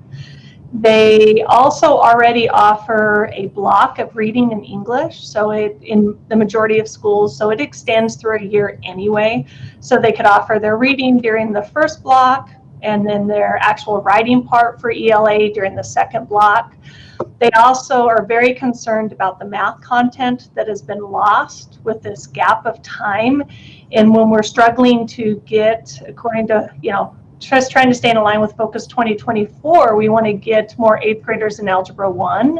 And they know this gap in time for their 6th and 7th graders are going to make that very difficult. So they were very excited about the possibility of being able to offer a semester of almost, I want to say remediation, I want to call it acceleration, get them caught up and catapulted ahead before they begin their actual Algebra 1 course, or even their 6th grade, 7th grade. So my middle school was much more, they conversed a lot more. I do have 3 middle school principals who built an entire schedule, and what they really liked about it is on these 4x blocks that I think is getting lost in conversation is there are 2 hours of block of time that become each within the 4 blocks.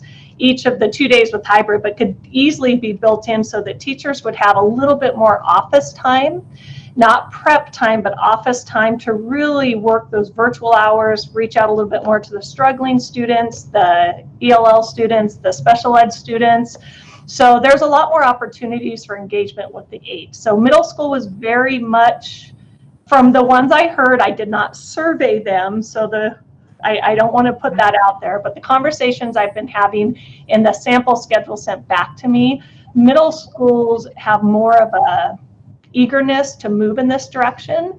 And I think the question was, could we do middle school as a semester based and high school keep the traditional? Yes, because they would be transferring from middle school to middle school. So you wouldn't have the issue with transiency. So as long as, I believe that would have to come from, but as long as they were every middle school went to this model, yes, you could do the semester-based courses at middle school and stay with the traditional at high school. So, go ahead, Superintendent. Yeah, and actually, I think Trustee Garvey, to what Ms. Brockett mentioned, I think that could be the start of the conversation, and we could, if that is a decision of the board, that we can do, because our middle school children with the 4 classes will be a lot easier to transition. And maybe that could just be the start if this is the decision of the board, that we can do middle schools in the 4 courses semester base, and then maintain our high schools with the traditional year-long courses with school discretion. And I was going to ask the maker of the motion if they would accept a friendly amendment to that point. Thank you, Trustee Garvey. Trustee Ford, I believe you were the maker of the motion. I'll consider it, but how can we be assured that that first semester is going to be just as adequate as the second semester? Because if we can't, then that's just a non-starter. If the kids don't have access for months, it's how are we going to ensure that it's going to be equal regardless of what classes they take? I'm a little confused. I'm not sure I understand what you're asking or I mean, for even, I totally get it. I have high schoolers. I get why a middle schooler would do better with this model. But if we're starting on time like we planned, we're not going to push the calendar year back, and we don't have devices until October, and we have many, depending on who you ask, students that need devices, and we haven't completely solved the internet problem. And teachers, principals are just now going to start figuring out how to do this, and teachers are just now going to start getting their classes together. Parents don't know how to do this properly. We should be focusing on the first part anyway of like how to learn distance learning. There's no possible way that we start the semester rolling, and it's likely that it's going to be months before people even feel comfortable under this model. So I just worry that it's not even going to be a full semester. It's going to be a quarter possibly of that course. I'm not sure if that's making sense, but I would have to have assurances that it'll be a solid semester of education before I supported that. So I know that my middle school principals have reached out, that several of them have already developed the coursework for the semester course model, which makes me feel very comfortable at least putting this out for discussion. And with Ms. Brockett's commentary, it does sound like it is something that is more embraced, given that middle school is a different animal than high school.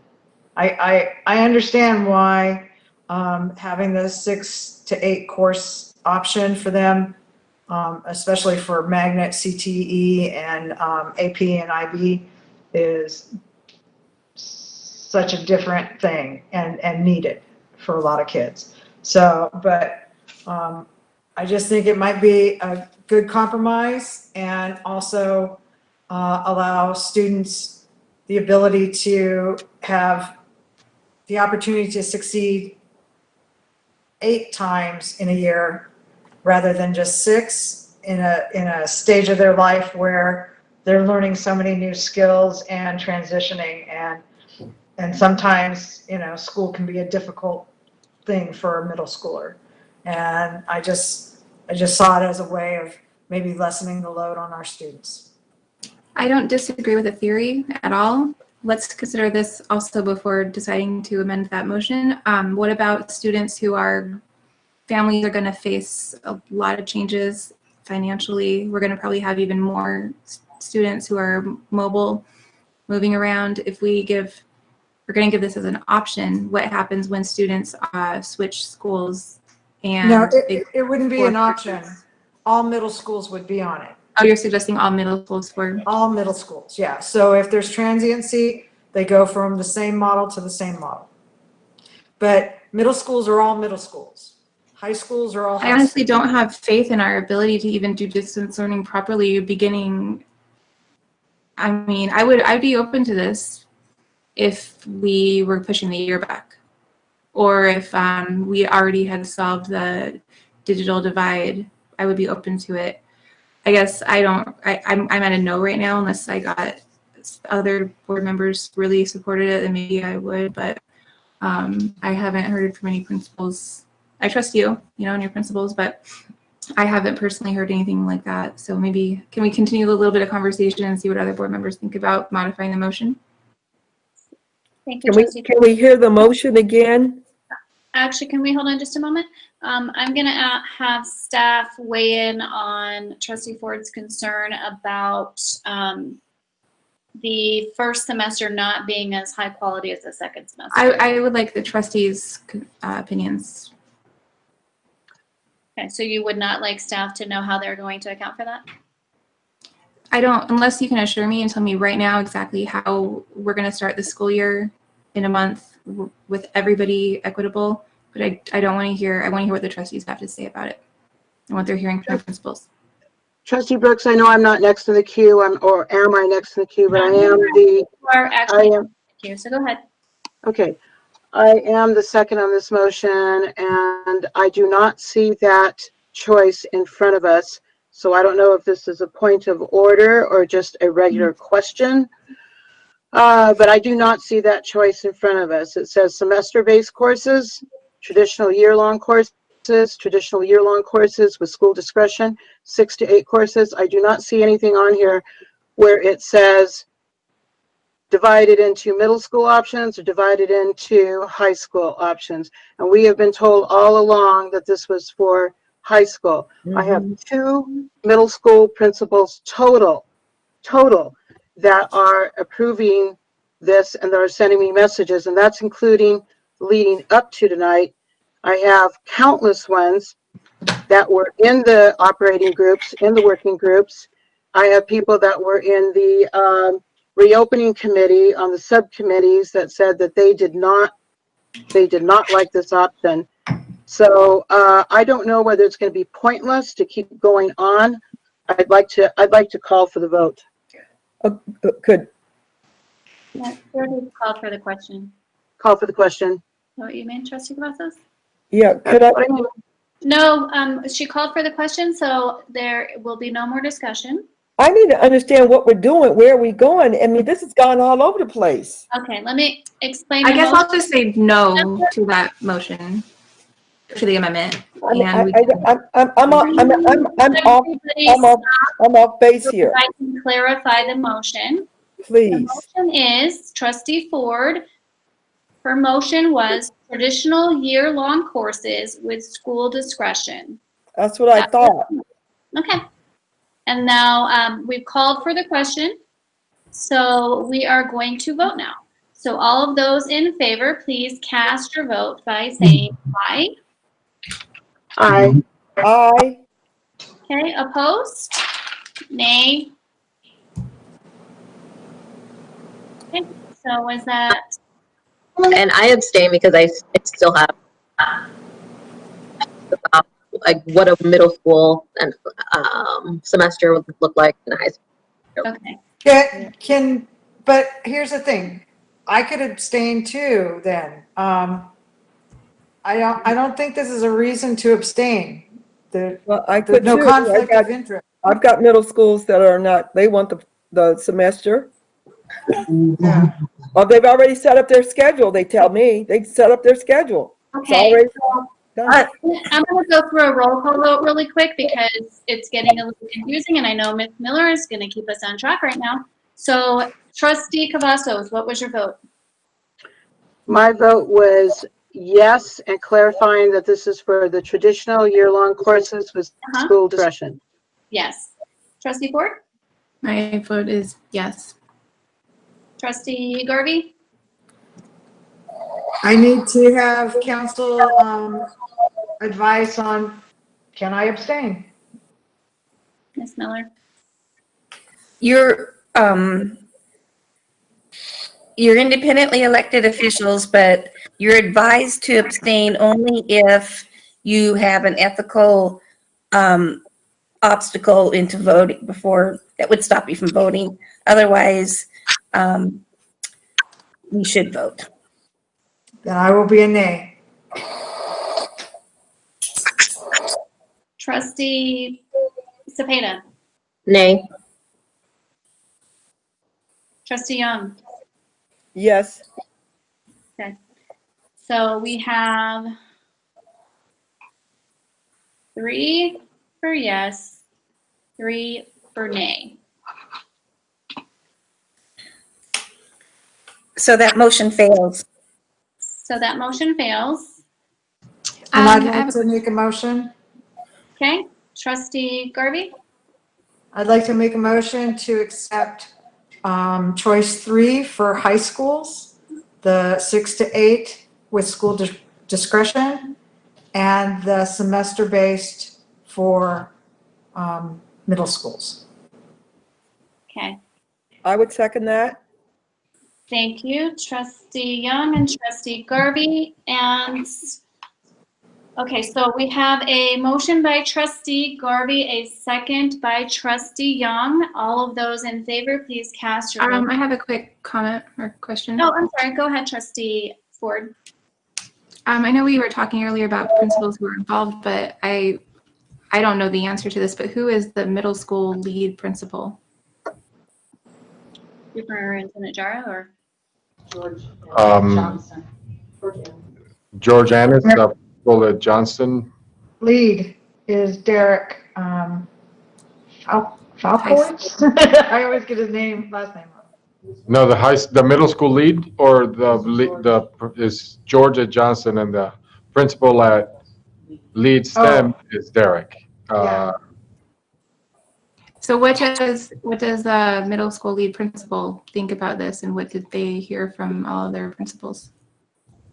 I would have lead, he reached out to me and is in support of it. He's one of my principals. Is that George Annis? I mean the lead principal for middle schools. Is it George? George what? George Annis. I would assume that would be the person to ask to get all of the middle school principals' opinions. So is there a way to find out that before we vote? I'm sorry. I don't think that we are able to ask the audience to weigh in on their opinion at this point in time. But phone a friend or clarify. Trustees, this isn't a democracy. It's a representative form of government here. But isn't that a democracy? The representation of the middle school lead principal. Take one of these courses. So, are we ready for the vote? Trustee Cavazos has a question, and then we're going to vote. Trustee Cavazos? Yes, I have a question for Attorney Miller. I don't think it was answered before, or maybe I missed it. This, how would this be classified since this is not in front of us? And I think you had made the stipulation before that we are voting on what is in front of us on this. And there was never any discussion on any previous meetings having to do that we were going to have the choice to divide this into middle school and high school.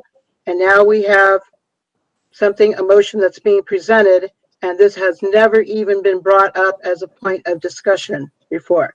And so I have a real issue with that. Ms. Miller? There's nothing in this agenda item that would preclude the motion from going forward. It covers secondary schools. We just don't know how they will work together. There's so many unknowns that we should have known that we could have asked about before this. I would have been like, I would have called 20 middle school principals and asked. Okay, so just to clarify, the information presented was for secondary students. Ms. Miller has clarified that a combination of these choices could be used for middle school and high school. So did you have other questions about that, Trustee Young? Yeah, I just wanted to make sure, and I kind of like that myself, because I think it gives a little bit of flexibility. So it's not, you got 59 middle schools, you got 49 high schools, and you're going to lump them all together. And I get it that you want students to be able to transfer over, but middle schools are a little bit different than the high schools. And that probably could have been something that was brought up to us.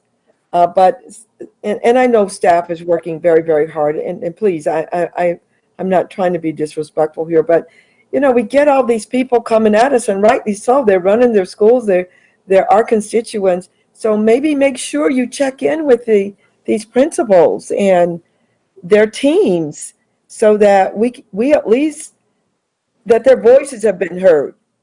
That they are valued in terms they're out there implementing these things. So please check in with these people. and respect their opinion, even if you like them or not. Make sure that they are there as a part of the whole district-wide team. So it's not over here, over here. We're so fragmented, and that's what we're trying to do, is bring us all together. We're in a pandemic. We're in a crisis. We got to come together. That's okay. I support the motion. Thank you, Trustee Young. I appreciate it. We have a motion by Trustee Garvey, a second by Trustee Young. All of those in favor, please cast your votes by saying aye. Aye. Aye. Okay, opposed? Nay. Was that Nay. Trustee Ford and Trustee Cavazos? That's correct. Well, for Cavazos. Okay. So that motion passes.